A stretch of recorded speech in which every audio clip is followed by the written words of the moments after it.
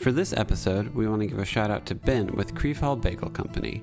Creefall Bagel Company is boiling and baking fresh sourdough bagels every morning. They're located in Creefall at 4825 Trousdale Drive, Suite 228. Go check them out.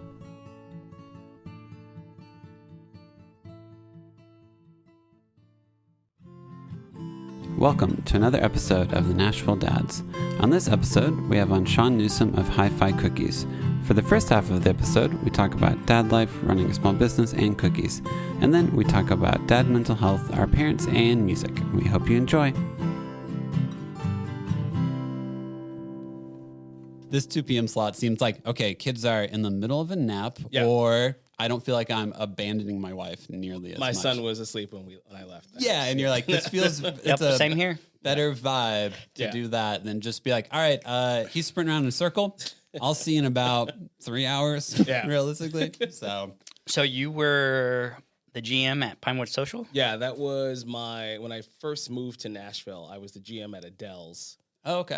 And then I ended up going over to Pinewood, and I was at Pinewood for about 3.5, almost 4 years. Oh, nice. Man, I love that spot. It's a rough place to manage. Is it? It's a hotel, or it's pretty much a hotel without rooms. So it's just like we have pools in the back. You have the whole yard, bowling lanes, full kitchen, massive bar with incredibly complex cocktail menu. So nothing is simplified there. What was there was it was like a UFO type of drink. I can't remember what it was, but man, that was my favorite drink. I can never remember it though, because it was like 9 years ago. But when it first came out, it wasn't as busy. And then, like, in order to bowl, like, you had to get on a waiting list and everything like that. So, I've never bowled there. I think I've looked at the bowling alley and been like, oh, there's a bathroom, and that's about it. And then, I've never been in the swimming pool, so I guess you can just show up and go into the swimming pool. The pools were kind of a nightmare because they weren't that big. Yeah. And, like, there's a totally different, like, inspector in the city for the pool.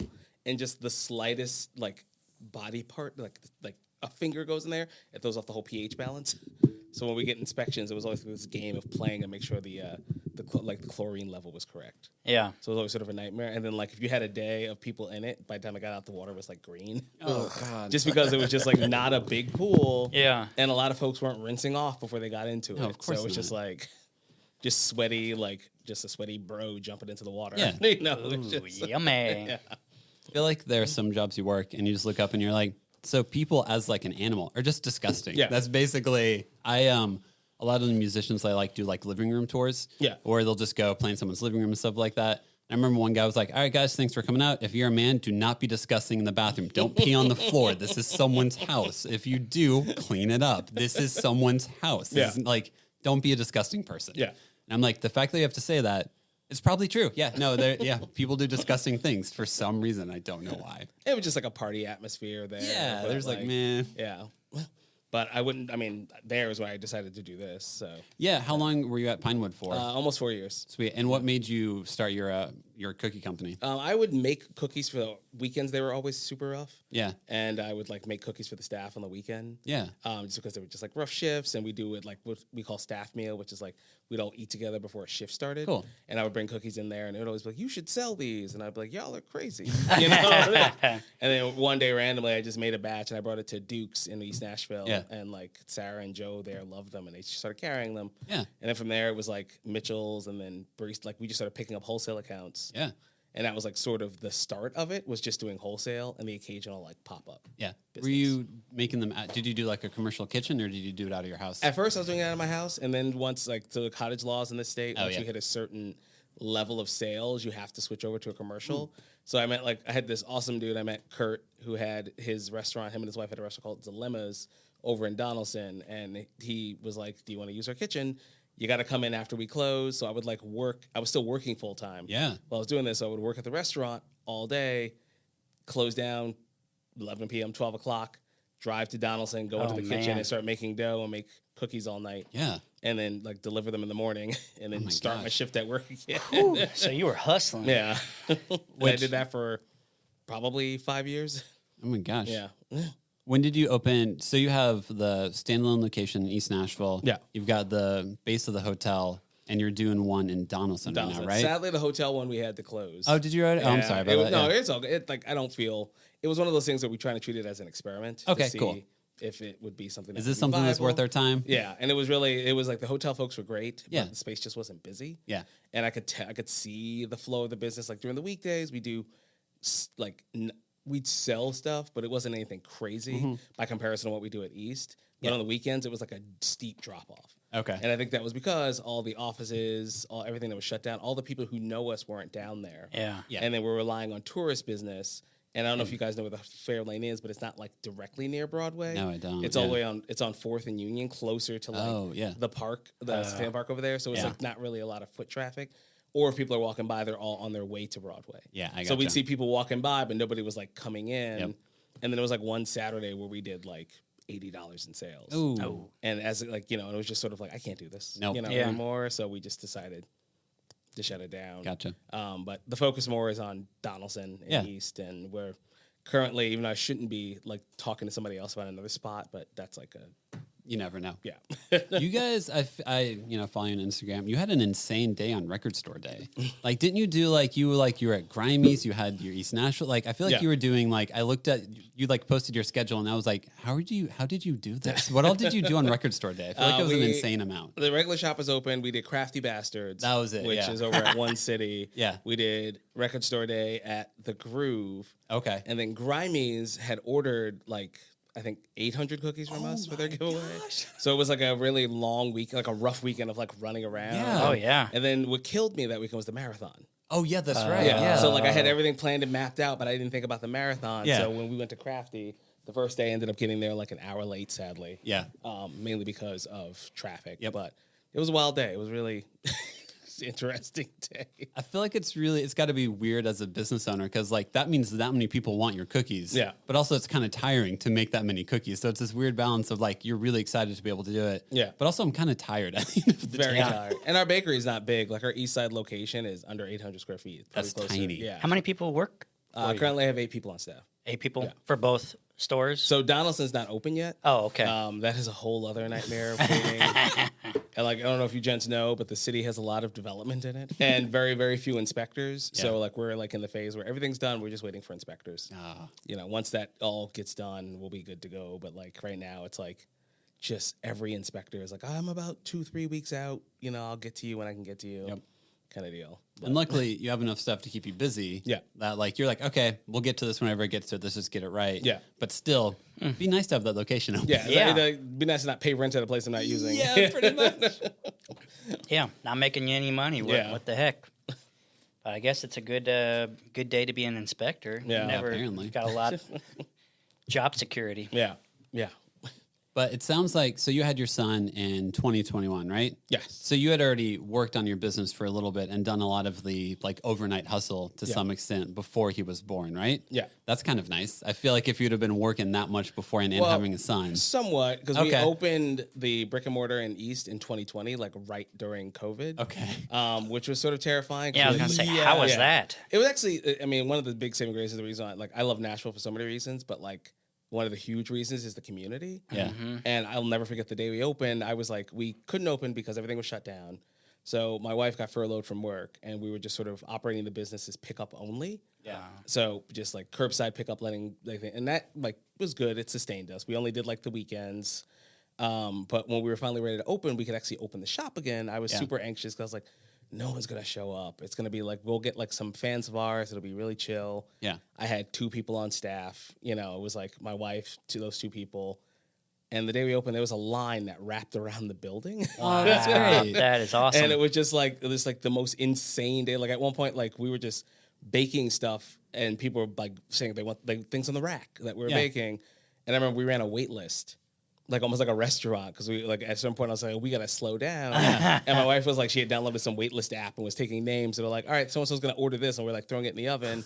And then we opened on a Saturday and we couldn't open Sunday because by the time the shift ended, I had nothing in the fridge. Yeah, yeah. So I was you literally couldn't fulfill. I couldn't do anything else. We had to shut down for the. I was all right, we'll reopen on Thursday of next week when we can catch back up again. That's awesome. That's awesome. That's exciting, Yeah. but I bet very stressful. Yeah, it was very stressful. So for like the first year, it was really like I run multiple restaurants, but I had never run a bakery. Yeah. So like I'm like new to all of this. Like I'm like I bake at home. I like cook at home. You know, it's like if you want me to manage your labor costs or your food costs, I can do that lickety split. You want me to manage a floor of a restaurant? Yeah. You want me to expo during a dinner rush? I could do all of that. You're good. Yeah, but running a bakery was a new thing to me. So it was also a year of like me learning how to do that. Yeah, fine tuning. Yeah. Trying to figure it out. And also like working within the constraints of like labor shortages and supply shortages and all that fun stuff. Yeah. And then we like had a baby. Yeah. You know? Just because like, why not? Yeah, like why not? And then we we were one of the kind of couple like we didn't really have like help. So it's just me and my wife. Yeah. So it was a lot of like I was in a position where I could take time off. So I had a couple of months when I was home with him, which was great. Yeah. But at the same time, kind of a detriment to the business because now I'm not in my business. Of course. Yeah. That's so new running it. I'm like relying on other folks to run it, which was a whole issue. Yep. So like the first year and a half was like kind of rough.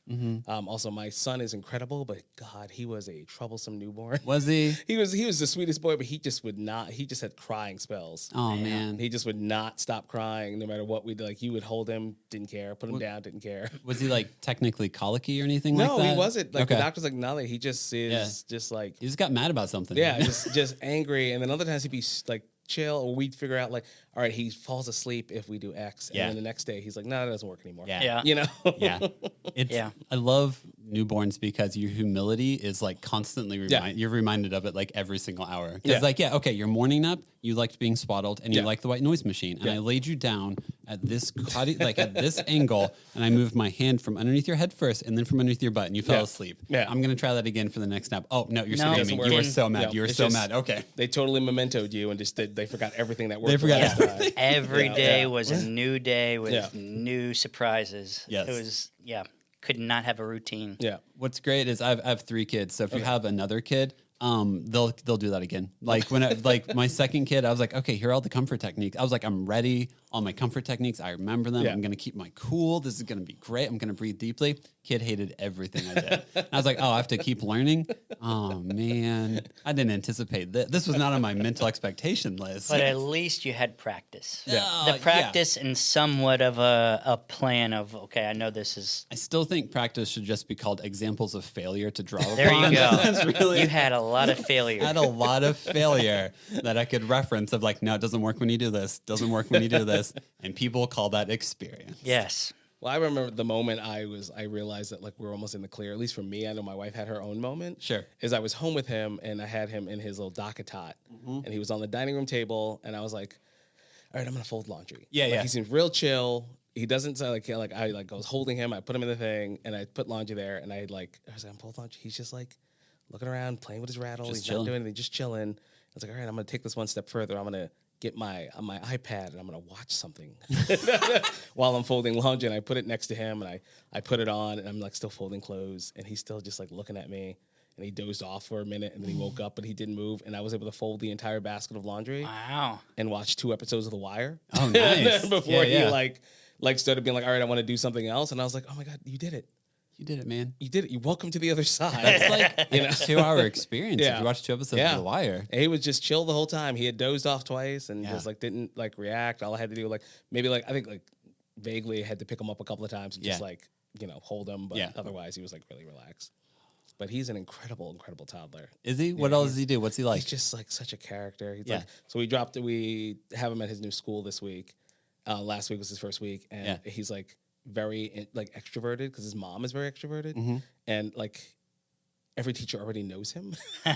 So like for good reasons. Yeah, like for the first time he comes running out of his class, and another teacher's coming out of class. She's like, "Hi, Ellis," and I'm just like, what? Wait, how? He's been here for like 2 days. Yeah, how do you? That's great. And he was like the first kid. And like when we dropped him off, like sadly the other kids were like crying because obviously they're missing their parents. Yeah. And he immediately like jumped in, went to a toy, started playing with toys, and like see ya. Yeah, it was almost like all right, you guys can go. I'll see you guys later today. I don't need you anymore. Yeah, so he's taken to daycare really well, which is really great. That's cool. Awesome. Yeah, especially for being like a COVID kid who'd been inside. Is it his first experience with like this past week was his first experience ever with daycare? Yeah, we've always had like nannies or someone home with him when we had to go to work. So this is like his first time like around so many other kids. It'll be a good experience for him to get all those kids around, get new people around. Yeah. Ada, I mean, she was in daycare around 6 months or so. But man, just her being in there, she's blossomed. Yeah.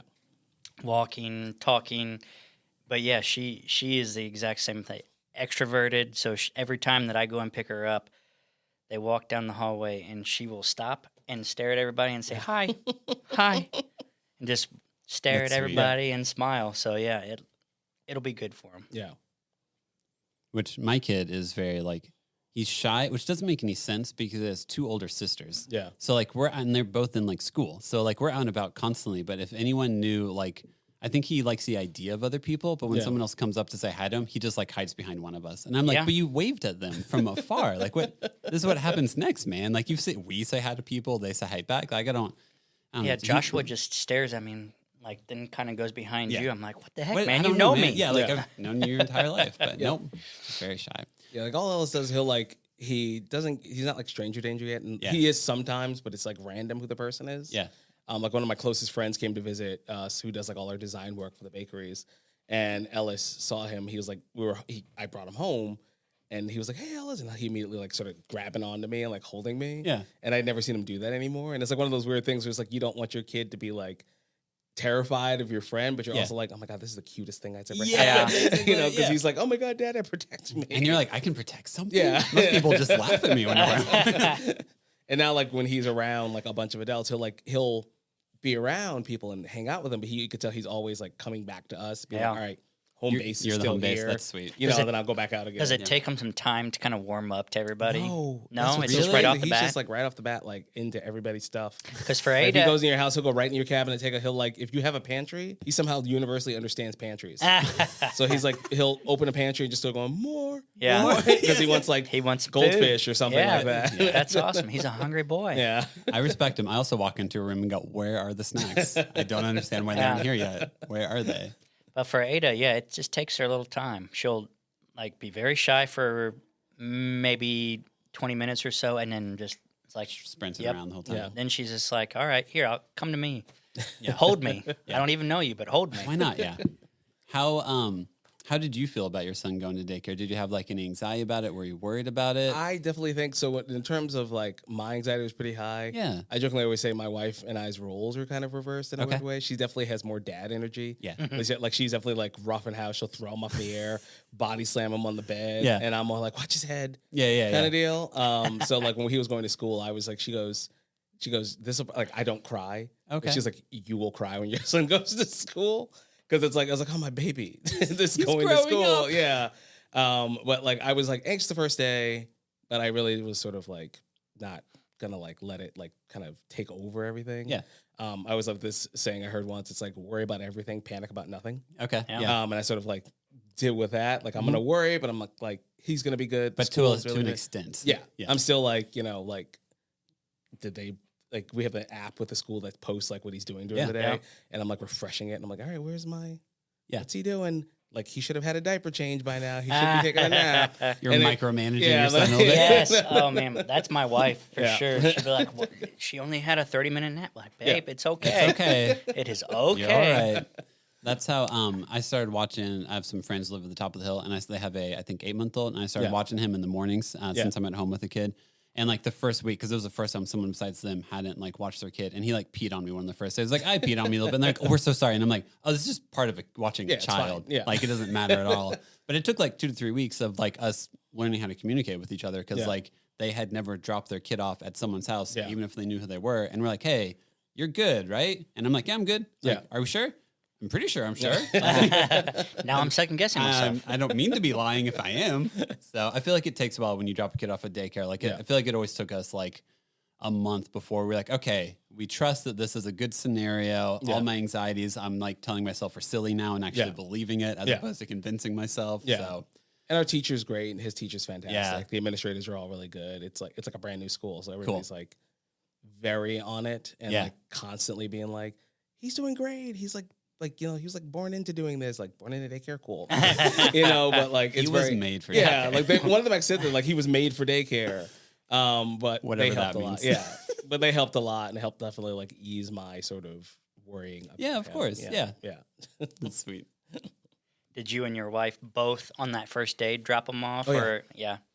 The one thing I will like with Ellis, where we're very lucky with, which is like I work probably like 70 hours, 75 hours a week, but because I own my own business, I can like leave to go do something. So I'll we put him to bed together pretty much 5 nights out of the week. Nice. And then 2 times out of the week, I have him. Like my wife will drop him off, but I pick him up in the afternoon, and him and I'll have the entire afternoon together, and I put him to bed by himself. Yeah. And then we just have he gets a decent amount of time with us. So even That's his first great. day of school, we dropped him off together, we picked him up together, and the next day, same deal. That's kind of thing. So he has the opportunity to see both of us. Yeah. Which I get a little worried about as he gets older, because I feel like he'll get too used to it of seeing both of us. Because even with bedtime is a great example. We read him a book. Yeah. So we'll put him down together. I'll sit on either my wife or myself will sit on the chair, read him a book, and he's developed this habit of after one person finishes the book, he gets off the lap, takes the book over to the other person, and then turns around, sits down, and wants the other person to read him the same story again. To which my wife always she goes, "Do you think he's judging our book reading skills?" And trying to figure out which one of us is better at it? And I'm like, I don't know. It seems to be the case. But clearly I'm the better one. That's all I know. But I imagine when he's 2 or 3 or whatever age he's older, he may get into a place where he's used to that. Yeah. And then if one of us isn't home, he may not go to bed until when's mom gonna come read the book, or when's dad gonna come read the book? But I guess we'll cross that bridge when we get to it. Right now, it's just adorable. It is. Yeah. And as they get older, the ability to comprehend things. My 7-year-old, 2 years ago, my wife travels a lot for work. Yeah. Trying to be your mom isn't here tonight. What does that mean? We can FaceTime her, hopefully, if she's available. Where now she's she's at an airport, so she can't talk right now. She's on an airplane, and she completely understands it. Yeah. And I'm oh, this is very nice, because there's not many ways to explain this besides your mom physically isn't here. Yeah. She's on a plane. You can't talk to her right now. Maybe in an hour you can. So as he gets older, even if he does, I feel like there's always some thin line between this is adorable, or is it manipulative? Which one? It's a little both with all of them, I think. It is. The perceptions they have is just the second your kid starts doing something out of nowhere that you did not show them or teach them, you're where? How did you learn? We were changing the garbage one day. My wife was taking the garbage out. Yeah. And we keep the garbage bags in the pantry, and she took the bag out. She was on her way out, and Ellis opens the door of the pantry and pulls a bag out and starts trying to shove it into the top of the can. And we're both looking at him that's all right. Yeah. Immediately my wife is we need to stop cursing around him. Because he's seeing he's always watching us and watching what we do. But it that kind of stuff, when they start realizing and perceiving all right, cool, I understand this now. It's a really cool moment though. It's I think your kid, for better or worse, is just a mirror of what you and your wife do every single day. Yeah. And some days you look up and you're I didn't know it was this annoying. Yeah. Let me ask you guys this, because Joshua and all of our kids are around the same age. Yeah. Pacifiers. Moving away from them. Ellis rejected them. Oh. He wanted nothing to do. So when he was little, newborn, he would use them. Mm-hmm. And we got was it the Wubba Nubba and all those things? And it was attached to the stuffed animal. Yeah. And then there was a moment where he just was I don't want that. He just would not take one. You are lucky. Yeah. And then, but the thing is, he sucks on his finger. So his 2 fingers he'll suck on now, but when he comforts himself. Yeah. But he never wanted the passy.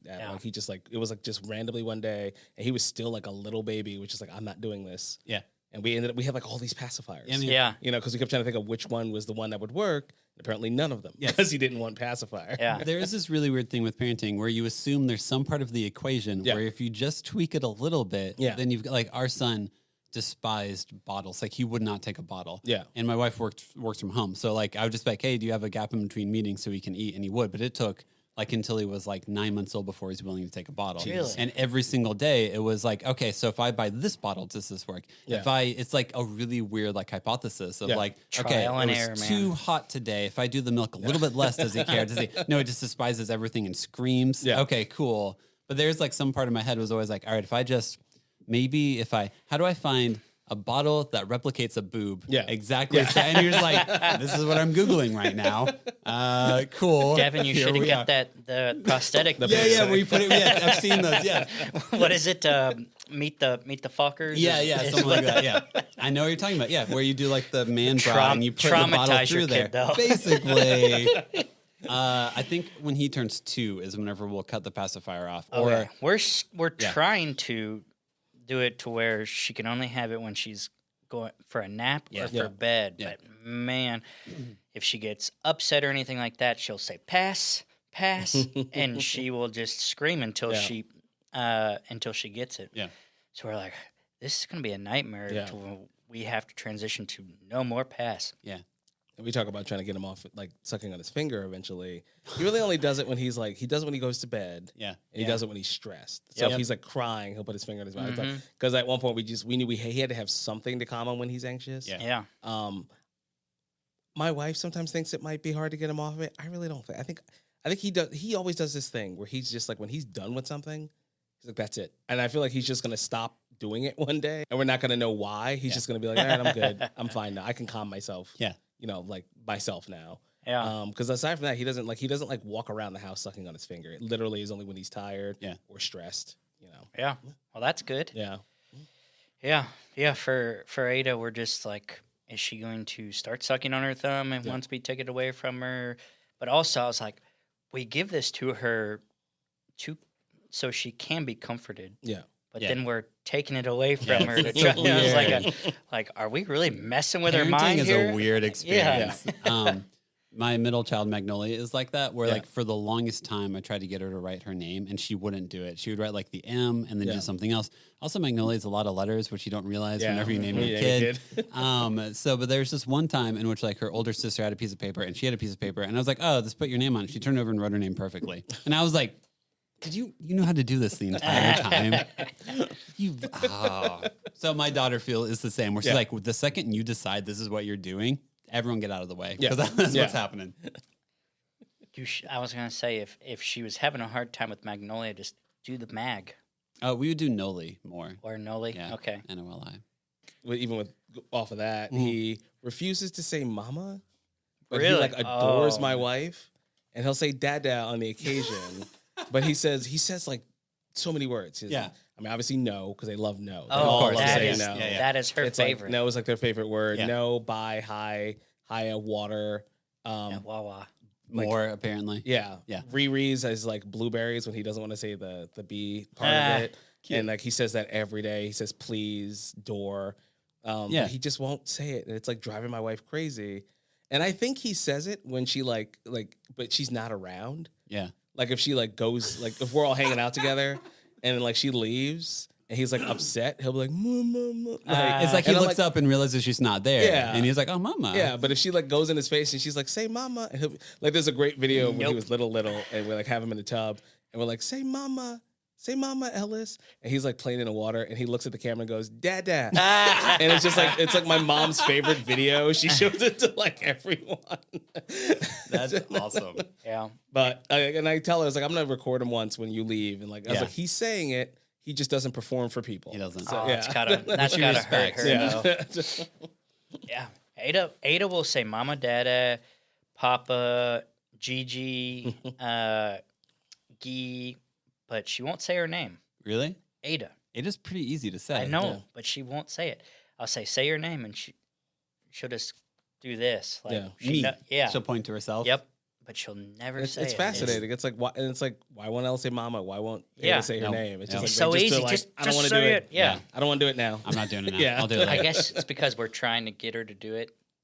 And they're like, no, I'm going to do it on my own terms. Which is always funny to me because as an adult, I'm still that way. If you look at me and you're like, Devin, do this. I'm like, you asked me. I'm stubborn. I'm just going to be a jerk, apparently. Why? Your sign makes you stubborn. Since I'm a Taurus, that's why astrological signs exist, so you can justify being a jerk. That's how it works out. So it seems like since 2020, you've had to learn a ton of things. So you learned how to run a bakery and how to be a father. Do you feel like you have footing under yourself yet? Or are you still just kind of...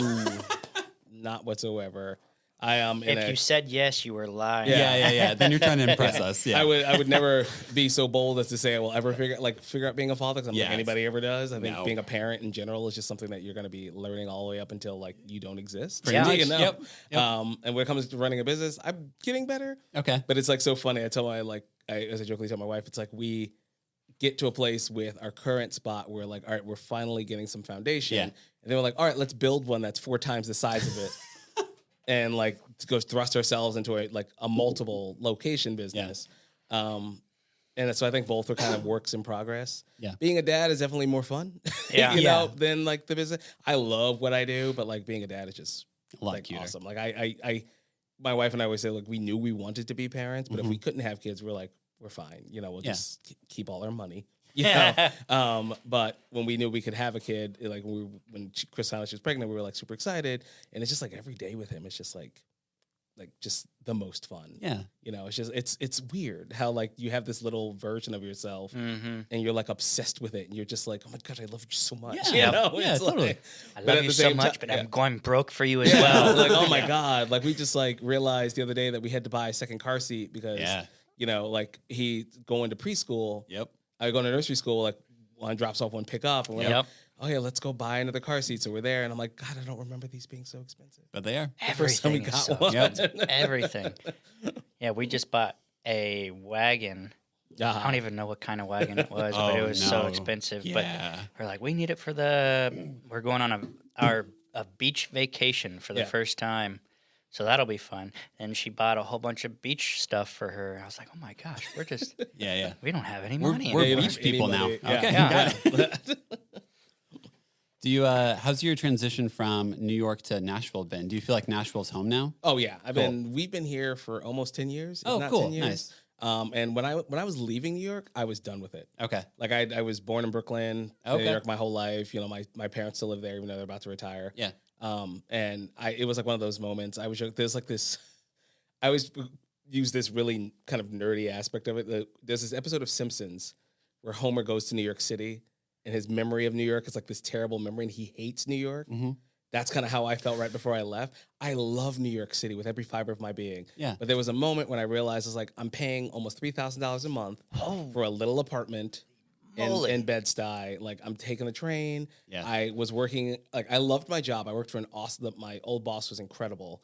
But it was like, I'm working in a place that I'm like, I'm never going to be able to start my own business. I'm never going to be able to do this or that. It was just like constantly living rent poor. Yeah. You know, like, I miss the food. I miss all my friends. I miss all these things. But it was like, there's got to be something else. And I always knew I was going to leave New York. Yeah. Because I would like go visit another city and I'm like I love New Orleans. Yeah. You know, so I would go to like New Orleans and I was like, I want to live here because I can like what I'm paying for New York and get me a house. You know? You know? So it was like I kept having this dream of like leaving, and then my wife and I randomly, like one of our close friends, her and her boyfriend were going to move here, and then we came here to visit and like just sort of loved it and literally got back and like, all right, we're going to move to like Nashville. Cool. It was just like that because Chris and I always do things very spontaneously, which is like a benefit and a detriment. Yes. So we're like New York, we're like, all right, cool, we're gonna move to Nashville. So we just quit our jobs with no plan. Nashville just like popped in your Zero mind. plan or anything like that. We just we bought a house. We just like, we're gonna buy a house. Oh my gosh. Buy a gosh. house. That's how the kid was.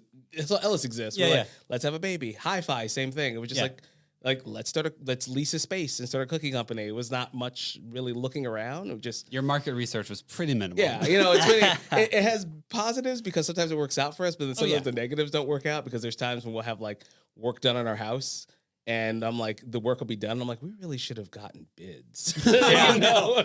There are other contractors. Yeah, like for that fence instead of just being like, you fix fences, come fix our fence. Yeah. But a lot of time, I mean, and too much planning can prolong and stall things. So yeah, I mean, for you, seems to be working. Yeah. So far. Yeah. So far, we'll see. I feel like so much of parenting, and this isn't even with running a business, is just like, is there a solution? Awesome. What's next? Yeah. Like you don't even like. Sometimes you just don't have time. You don't have the mental space. You're like, should you be doing something besides this? Absolutely. What are you doing? The thing I already figured out. Yeah. Yeah. Yeah. We were talking to Haley's stepmom and dad about just having someone clean the house, and we're like, it's so worth it. Instead of 10 hours of us trying to clean the house, we pay somebody to clean it for us, so then we can spend time with Ada or do something else. It's totally worth the $160-something.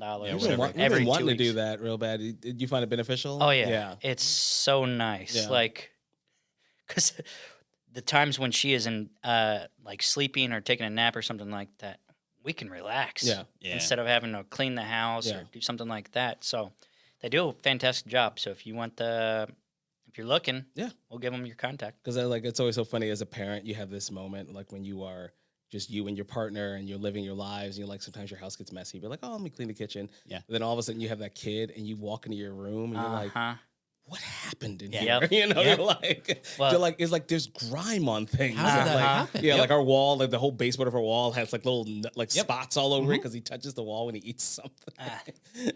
Well, what was funny is it was Christmas of 2019. Most of my friends had kids, and they were talking about hiring somebody to clean their house, and I was like, why would you do that? Yeah. Like, that's way above us. I mean, we're gonna. We'll never need that. It feels like bougie when you hear about it the first time. You're like, I'm not gonna do that. Yeah. That's what, like, I can clean my own toilet. Yeah, exactly. Then when you have a kid, you're like, Yeah. now I understand. And you're like, those sheets have been on that bed for way too long. Are you're supposed to wash your sheets? Yeah. Oh crap. There's dust bunnies just rolling around the floor. Yeah. Because we have 2 dogs that shed like crazy. Nah. We had neighbors that did it when we used to, our first house, they lived right next door to us, and we used to, he's a good friend of mine, so I can make fun of him still, but nice. our neighbors, Andy and Diana, and they were single, younger than me and Kristen, no plans for kids, and they had a person clean their house. And I'm like, what are you doing? It's like, you have nothing but time to clean your house. You have like, you work for yourself. Pretty much. But like now we're like, bring them on. Just bring please. Do you get a discount if they come to our house afterwards? Do you get a referral amount of money? Well, at one point we had a nanny that was like way too expensive for us, but like we had no choice. Yep. Great nanny, but like she was like top tier in terms of pricing, but we had no choice because we couldn't find any childcare. And she would do the laundry, and it was like the greatest. Like I thought she was gonna just do Ellis stuff, and like she would do all of our stuff, which is a little weird at first. But like I would come home and it was just like all neatly folded on the bed, and I'm like, this is all right. wild. This is how the other half lives. You know? A lot of that is why I stopped working, because we had 2 kids and we had them in 2 separate daycares just to afford it. Yeah. And like, the first year of your kid's life, especially in daycare, they have a fever like every other day, and then they can't go to daycare. Yeah. So it was like, all right, so we are, how much money? I don't make that much money. And so like I do the laundry, I do all that stuff now. Yeah. But because whenever you both work full time, you just kind of look up every day and you're like, even with me staying home with kids, I'm still every day look up and be like, wait, when am I supposed to do this? Yeah. When am I supposed to deep clean this? So.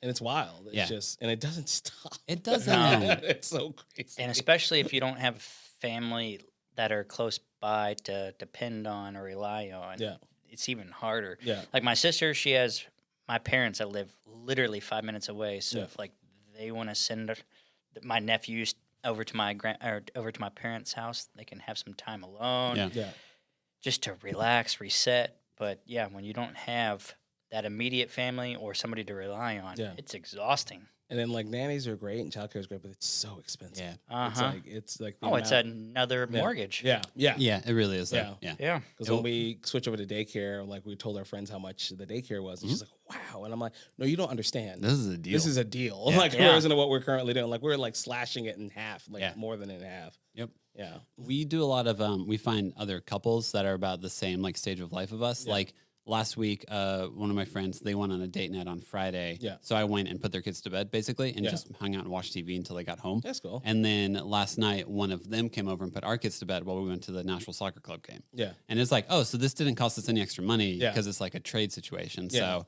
if you can find couples that do that with you, it makes a big difference. We do. And it's like funny, kind of go for what you're saying and what you were saying about like help. Yeah. My wife has like her book club. Which nice. They don't really read books. They go drink wine And just talk. So it's a book club. But like all her friends are incredible, and one of them in particular, like they will watch Ellis in a pinch if we need them to. And we're always like, let us watch your daughter if you guys ever want to go out. And she's like, no, like I have my parents here, and like Jim has his parents here, so they never need it. Yeah. And she'll always say, she's like, you can't watch our kid because if my mom or my mother-in-law finds out you watch this child, they were available, they'll get mad. And I'm like, that must be nice. But like, it's like nice to have that, like for them, just like in a pinch to kind of to do it. And like all our other friends have kids similar in age, but like they're not like super close to where we live at. Like one of them is like the closest is probably West Nashville. Oh yeah, that's nice. What area of town do you live in? We live in East Nashville. In Nashville. Okay, cool. Yeah. I feel like for the first 2 years of your kid's life, like going on dates with your wife is such like a rare thing. Yeah. I feel like the first year of any of our kids' lives, it was like, do you want to go on a date? How about I buy something fancier that I make at home, and then hopefully whenever they fall asleep, they fall asleep for 20 to 30 minutes so we can eat it and just stare. Yeah. And then one of us will go take care of the kid. Yeah. Yeah, whenever we went on date nights, we'd have my parents come in town, we'd go out, but it was just staring at each other basically and just like, I'm so tired. There's also that weird pressure of like connect and like, but we're doing something pretty intense together already. I feel pretty connected to you. We have like battle scars. We're just out of the house. Because I think we went out for our anniversary this past year, and it was like the first time, and like I hadn't gone. Like COVID made me a hermit. Yeah, there's also COVID for this. Like also, I just was like, it like totally threw me off. I was just like, I don't want to go outside again. Yeah. And then we had gone to dinner, which was like super weird for me. And it was strange for us because Kristen and I, like working in the restaurant industry, we used to go out all the time. Yeah, of course. We would just I jokingly say the amount of money we spent on just going out was the kid that we didn't have at the time. Because we were always going to like a bar, a restaurant, all this stuff on the weekends. And we'd gone out, and I was just like super like, this is weird and awkward. And they were both like, I wonder what Ellis is doing. You know, like kind of that weird vibe. But we did that, and we went out recently to NoCo. Yeah. So it's like we're trying to get back in the routine of that. Yeah. We're also lucky enough. When we taken him out to eat, he's been great. Nice. He's like adjusted to being at restaurants really well, like knock on wood. Yeah. But we took him to brunch twice, and he just like, he doesn't like get into stuff. He'll eat his food. Nice. He'll definitely want to walk around for a minute, and then we've kept it towards like brunch and places that like people can bring kids. Yeah. So he's always had that ability. Yeah. But I'm intrigued to see what happens if we ever try to take him to something a little bit more elevated. Yeah. Because he's been so calm. But yeah, it's been lucky, but like we definitely need to do more date nights because it doesn't, And I think it drives my wife a little crazy that like she's like kind of like over you said it's like, oh, we should celebrate, and I'm like, all right, cool. What do you want to order? Like what on Uber Eats would you like to eat? And I'll go to the liquor store and get us a bottle of Vouv. Yeah. Especially if you live in East Nashville and you're literally within probably 5 to 10 minutes of anything that's pretty fancy. Yeah. Or like we're around the corner from a French restaurant. Like we literally walk around the corner to go to the restaurant. Yeah. So it's it's fun. The pandemic really makes you just look up and be like, oh, no, I trust other people. Yeah. Yeah, no, other people are fine. What do you do? I had a child, which makes me already naturally more skeptical of other people. Yeah. And then you add in a disease that might kill you. And there you go. And I think part of it was just like you almost got used to being like almost alone or just with the person that's closest to you. Yeah. Mm-hmm. Then it's like, like working the amount of hours I work, I'm also tired. So you take being tired on top of kind of being separated from like humanity, like we all were for a minute. Yep. Mm-hmm. And then you had a baby on top of it. You're just sort of like in this weird headspace where you try to like get back to like, at least for me, some type of normalcy. Yeah, like getting back to some type of normalcy where you're like, all right, cool. I love going out because the thing that kills me is like I love going out. I have like a lot of like, thankfully, I have good friends that own places that are like, you should come to our spot. And I'm like, yeah, sure. Yeah. I'm like, yeah, maybe, And then they never see me. And they're like, you never came by that night. I'm like, I know. I'm sorry. I was watching Below Deck. Yeah. I feel that way if my wife travels for work and she's out for like 2 nights. So it's like she gets home and like she leaves on like a Monday, comes back on a Wednesday. And when she gets home, I have to like readjust because I've been like, for lack of a better put, I've been the one in charge. Yeah. Like the entire time. So now she's like, oh, can I do this with the kids? And I'm like, no, they're usually already asleep by now. And then it's like, but Devin, it's like 7:01. They can read another, like your wife has been gone for like 2 days. Like let her read another story. Stop being weirdly controlling about something that no one cares about. Yeah. And so you have to like, you have to sit there and be just like, hey man, stop. Yeah. Just stop. Yeah. Everything's fine. Stop.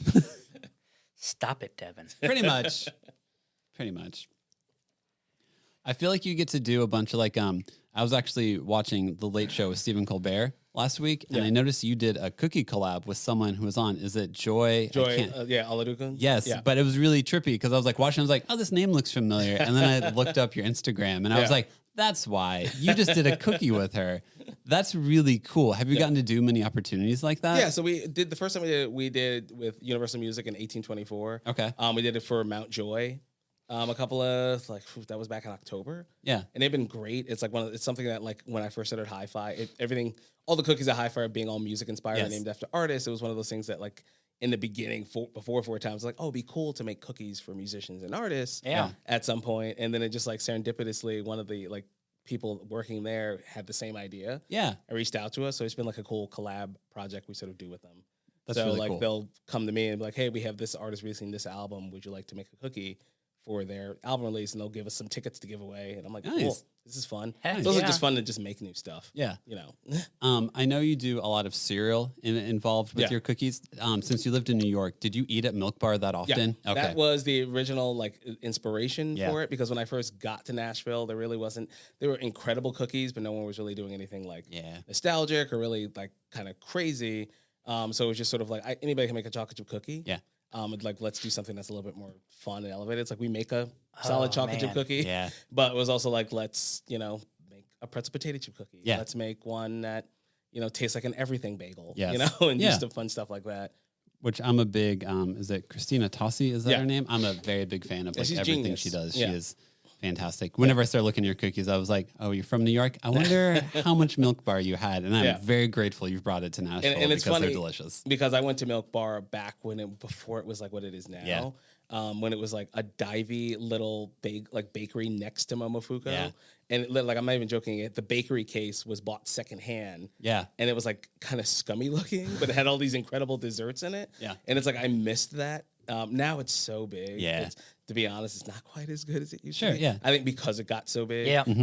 Which is one of the things that I always tell my wife is like, when we do this, is like we'd love to grow, but I don't think I'd ever want to grow that big just because I'm kind of like a control freak with product. Just But it's good to looking acknowledge at about yourself, though. Yeah. Oh, that looks so good.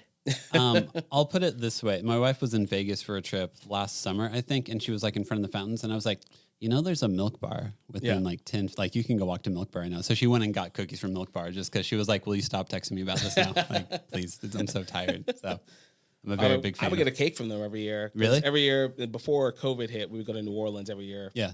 For my birthday. It kind of synced Cool. up with a hair conference my wife did. Okay. So it was like my birthday plus this hair conference, and our good friends would go with us. So it was like our couples trip every year. Yeah. And every single year she would buy a Milk Bar cake and have it shipped to the hotel. That's really cool. And that was like the tradition there, I've never had one of their cakes, but good. I'm sure they are very They're really good. Yeah. They're very good.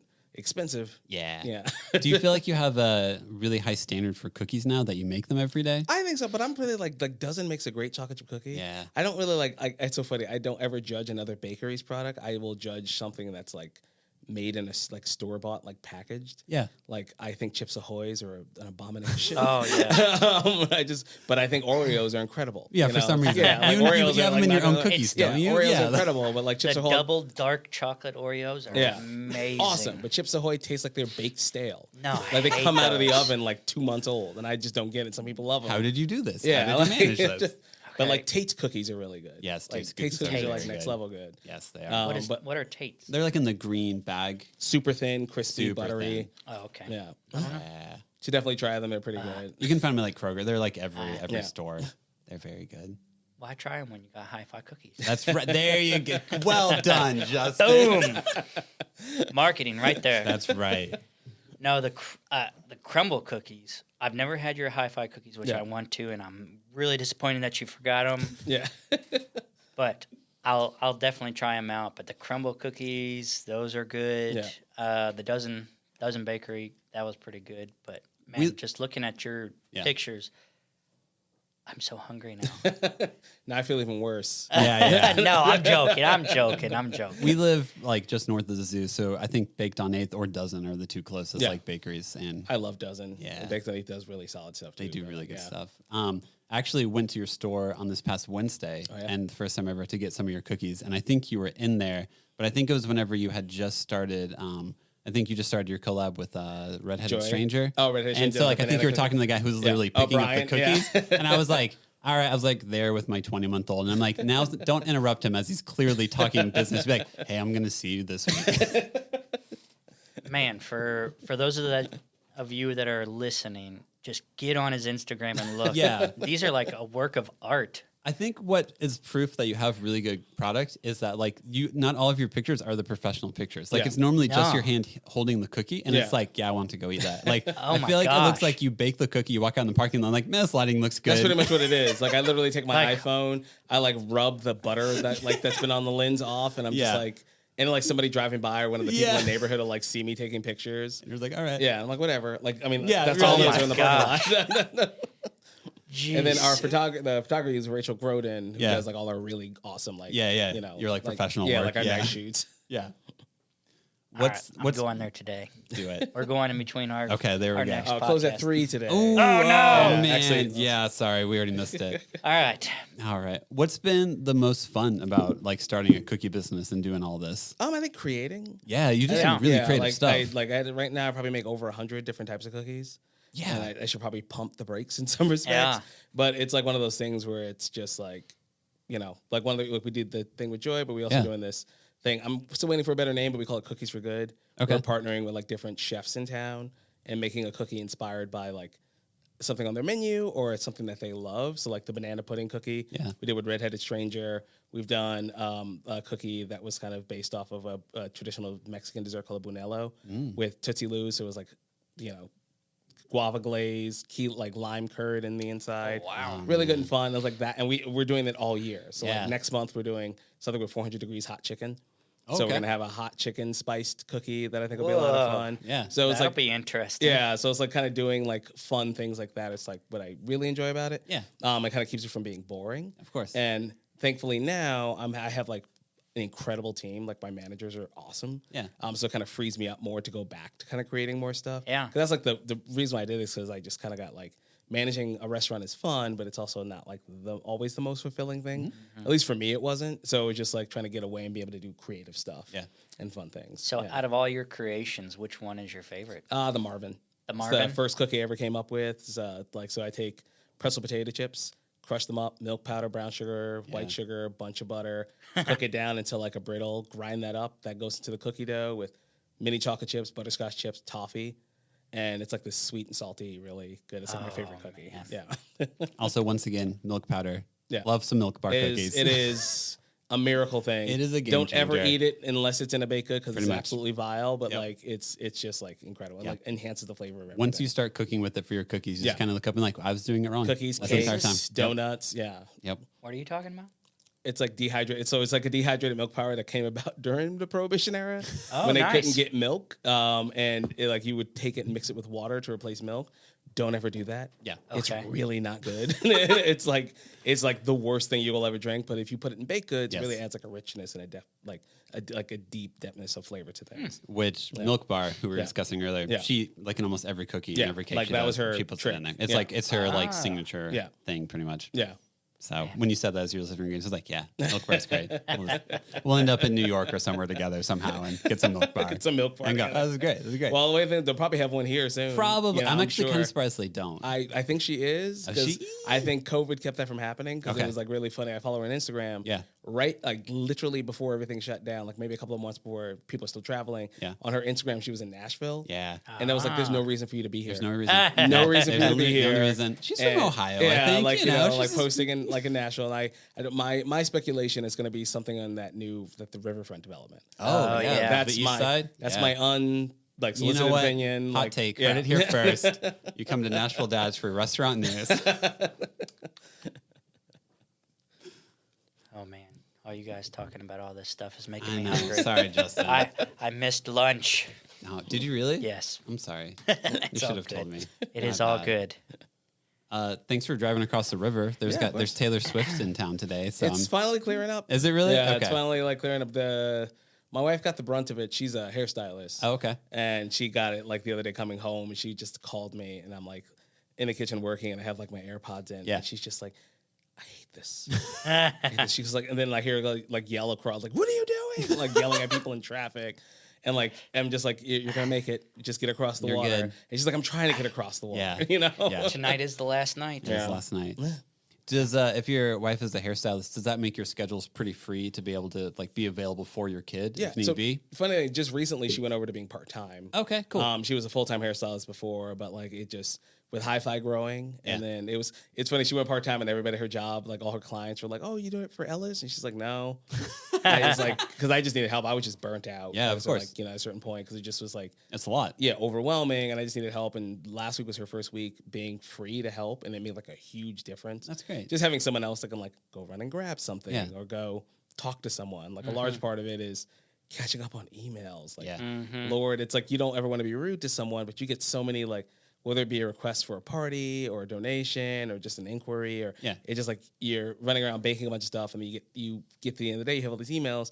And for me, it's like well, I also got to get my baby. Yeah. You know, and my that's wife, more important too. Yeah, like, you know, my wife works later than me, so like I would finish up at like 5:30, 6 o'clock, and I have to go exchange out with the nanny. Yeah. And then I hang out with Ellis, and it's impossible to answer emails with him because he sees your phone. He's just like, Yeah, of course. mine. Yep. And then by the time Chris gets home, it's like 7:30, and I'm like, all right, I'm done. good. Yeah, you know, it's Yeah. so. But now that she's like more part time, it's definitely made like a huge difference. Nice. Yeah. That's I think it's really sweet to find out whenever like couples like you starting your business and your wife being like, let's go all in. Let's do this more together. It's it's nice. It's really cute to hear. It's really great. fun. And, like we decided to do it when we were opening the second one. I told her, I was like, I cannot do this alone. Like even now, like the staff I have are great, but it's like I kept telling us like we're going to end up hiring another 7 or 8 people, and that's like stressful. That's a different world. Yeah, you know. So it's like to have that, have 16, almost 20 people working for me. Yeah, would be wild. So I was like, I need something, some sort of help. Yeah. Do you do all your admin also, like your payroll and everything? Everything. I do all payroll. Man. We recently finally hired. We got a bookkeeper that we love. Okay. That's helping a lot. But I still do payroll. I still accounts receivable. Yeah. I do all the ordering, all the stuff like that. I'm trying to get better at giving things away. Like delegate, man, delegate. Yeah, like I recently hired an awesome person who is our operations manager, who is like the goal for her eventually is to help oversee East and Donaldson. Yeah. So I can finally go on the coveted vacation that everybody keeps telling me. Yeah. Because I haven't been on a vacation in like 6-7 years. Yeah. So that giving that person more work and Sure. like letting them do inventory, letting them do ordering, eventually would be sort of nice. But right now it's like all me.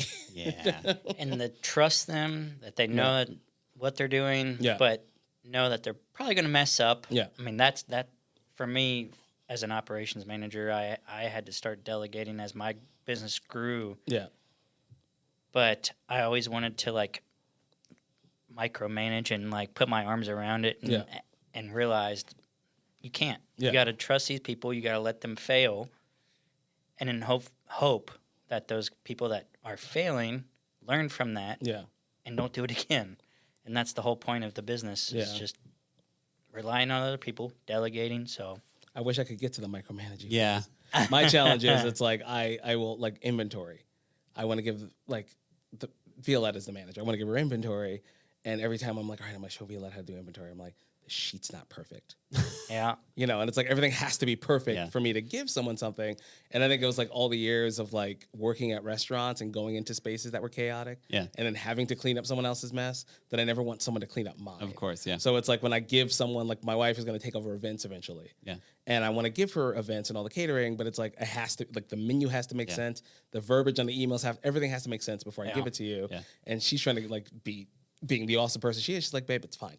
Yeah. It's like, there's something wrong, we can fix it. But it's just like, it's so hard for me to go, here, take this. Yeah. Unless I know it's like seamless and great and like not realizing that it's never going to be. No. You know, it's like not going to happen. And even if you handed her something that was perfect, she would still tweak it. Yep. No matter what, because she wants to make it her own. Yeah. Let them put their own little take on it. But also, and that's the phase I'm at right now is giving it away. Yeah, it's hard. It is hard. A lot easier said than done. Yeah. Are you actually, is your inventory actually organized, or is it like a system that's in your head that's kind of chaotic? So it's like things with me always start out really well and organized, and it's the maintaining that I fall off of. intentions. Yeah, like our pantry, the pantry at the East Shop. I just cleaned it and organized it. Yeah. And I still need to go back and do a little bit more detailed work on it. Yeah. And then once I do it, it's like maintaining that. Yeah. And like the whole reason why we run on the operations manager is for me to be like, you see this? Needs to stay like this. Yeah. You know, and then the operation manager has a GM underneath her. Yeah. That we go, you see like this? So then it's like kind of creating that layer of people. Yeah. So ideally when I can pop back into that spot and I see it's wrong, now instead of me being like, let me move all this stuff around, I can go to this person and be like, all right, hey, can you help me out here? Yeah. You need to do this. You have somebody else to delegate it to, and you're like, you do it now. Yeah. Yep. And that's, but like, it's getting like, I start with the best intentions, like my office at home. Oh, like we had an extra room and I was like, I have the ability to have an office. I hate it. Yeah. I hate the office. It's a mess in there. I never work in there. It's like the dumping ground for everything. If I get like I ordered like new business cards, we have all these boxes and the box is just sitting on the chair. Yeah. You know, and I just like, so like it's when I have those moments of like, I got to get organized, it'll happen. I go like that and I'll start organizing. Like right before we open Donaldson, that bug will hit me and it'll be the most organized looking thing in the world because we're opening a new space. Of course. But the second it gets flowing, everything will just disintegrate Yeah, again. So I gotta be good at like getting on it and staying on it. Kind of deal. But also part of hiring someone is like just admitting to yourself what your natural inertia is. Yeah. Of like, hey, I'm really good at setting this up. What about maintaining? Yeah. No. Yeah. Just no. I drive my Let's stop acting like I My can. poor bookkeepers, like, bless their hearts, they'll be like, hey, you have a charge? I'm like, I don't know what that is. Yeah. I have no idea what that is. You're being defensive. I'm not being, I legitimately have no idea why I charge this. I don't know what that $7 is, so just mark it as personal. Just mark it as personal. Most likely is not, but mark it as a personal you know charge. what? It probably was. But yeah, I'm trying, like, but the funny thing is, but with Ellis, I'm like, it's very much like like my wife is like super chill with, like, we go somewhere and she's like, all right, let's go for a walk. And I'm like, do we need the bag? And she's like, no, we're just going around the block. I'm like, well, we should bring snacks. What if he poops? Yeah, like, what if he poops? What if he, like, like all this stuff? And I'm like, very much like, he needs everything with him all the time, because I think I still, like, stress about, like, he's so little. Like, he needs all these things. Yeah. But I should probably be better at that with, like, myself and business. Yeah. I feel like with kids, the ability to problem solve, like, I get embarrassed whenever my problem solving wasn't enough. So like, you go to a playground and you forgot the diaper bag and your kid literally poops the second you get there. Yeah. So then you pack up and you go back home and then like, why did I even do this? And then I'm like, but if I would have just done this one thing, we've had a cool experience. We would have enjoyed all of this. Yeah. So like, it's hard not to tell yourself you're right to be overly cautious or overly prepared, because what if that one thing you did created a moment that was really good with your kid? Yeah, exactly. So how long have you guys been doing the podcast? We have been doing this October of 2021. Oh, awesome. Yeah. So when I first found out that we were having a kid, I would always ask, because Devin lived down the street from us. We always had like block parties and other things like that. So I was scared out of my mind, didn't know what I was going to get myself into. Yeah. And I'd always ask Devin, like, hey, what do you think about this? Or, like, what should I be expecting? Yeah. And he had 2 kids, and his third was going to be around the same time as my first. And with all the wisdom that Devin would examples of failure. Yeah. I was like, man, we should make a podcast for other dads on things that we experienced. And finally, he said yes. I went to Belmont to actually study like music. Okay. I went and studied music production and like interned at recording studios, but never got like an actual job in it. So I like would run sound for churches and stuff like that. So I still had like knew what I was doing enough. But after like, I'm the type of person where like you have to say something to me like 3 times before I'm like, oh, you actually mean this? Like, so we'll do this. Because I'm a skeptical person. So I'm like, let's do a podcast. I'm like, that's a cool idea. No, let's do a podcast. Wait, I think you actually mean this. Let's do a podcast. Oh, you've said it enough times where I know you mean this now. So no, we need to actually do this. So yeah, I think there was a day where I was like, oh, so you actually want to do this? Should we meet up and like talk about this? Because I can actually do this if you want to. And he's like, yeah, I kind of already bought the domain name. Yep. So I bought the domain name and was like, all right. Like we kept talking about it, and then I was finally like, just I have to do this. I have to actually just go ahead and buy it, or we're never going to do it. Yeah. And we recorded like in his house, and literally just we would talk and hang out, meet up every other week. And then like I think in January is when Brandon invited us to like record here. Mm-hmm. And then we're like, oh, let's just start having recording people here. And like we did Ben from Creefall Bagel Company, and then naturally like 3 or 4 people like, oh, I'd come on that show. I'm like, oh, we need to actually record out of your space, Brandon. Like, how do we get this arranged? And then like we did Chris Chang, who's like a farmer's market person. He's super nice. And then like 5 other farmer's market people like, can I come on too? And I'm like, oh, now we have a list of like 9 people. And then there's like moments like for me reaching out to you, being like, hey man, you're a dad. You seem to like being a dad. You have a pretty cool business. Do you want to come on and hang out? And then you look up and you're like, oh, we have like 10 interviews scheduled in the next like month. Oh, this is a real thing now. I'm sure it's how your cookie business felt also, where you're like, hey guys, here's some cookies. Hey, I'd buy that cookie. Cool, $3. And then you're like, oh wait, I just sold like $50 worth of cookies. Yeah, let me go make more. Okay. But yeah, Sean, that's really cool. If you have any other friends that are dads that you think would be interested in coming on. Yeah, my friend Jeffrey definitely would. He's the main buyer at Porter Road Butcher. Oh, nice. Yeah. I love Porter Road our Butcher. Sons are like, JJ is I think a month younger than Ellis. Okay, They're very cool. similar in age. Yeah. And I mean, he would definitely do it. Sweet. Awesome. Yeah. That's what we're looking to do. I mean, originally it was just going to be me and Devin talking just about our experiences, and then we had a few guests on, and now I think it's more so just having guests on, building a community of different dads, sharing their experiences of their life. Of their life. I think ideally it'd be really cool to do something like we've had a couple people on who talk about anxiety or like dad mental health, and to do like we just moderate it, like because right now this is just a conversation of us hanging out and talking, right? But if we did like I can already think of like 3 people who I'd be like, oh, you've discussed anxiety with us, and like you having panic attacks while having a kid. What if we had you and 2 other people come on and we just do like some basic questions of like how what is mental health for dads like? What does this look like? I'd definitely be open to doing that because I've had 2 panic attacks. Have you really? Yeah, and I'm actually in the process of trying to find a therapist. Yes, just because of like work burnout and all that other. Yeah, and you're like, I need help. Stuff. Yeah, I can give you one. Yeah. Really? I did therapy and I have a psychiatrist. Yeah, so I'm on meds because I had basically just a mental breakdown. Yeah, you went to some dark places. Yeah, yes, I did. And then my wife was finally like, "You have to get help." This isn't just something you worked. This isn't something you just one day like, okay, I'm good now. Yeah. Yeah. I'm no longer burnt out. I kept telling her, I was like, oh, no, I'll get past it. I'll get past it. And she was like, no, this is bigger than that. Bigger than that. This wave is a lot bigger than you realize. Yeah.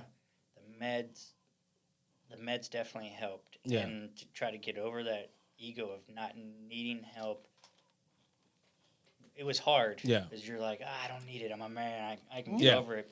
I never need this before. Why do I need this now? It's like, I mean, that's how we're all kind of brought up, and it's like if we, like, I don't know if you guys still, your father, if you guys have fathers that are still in your life, but it's also like your dad was like, my dad didn't tell me he loved me until I was like 20, you know, and so it's like, so you kind of grow up with things like that. You're like, well, I'm not supposed to show emotion. I'm not supposed to cry.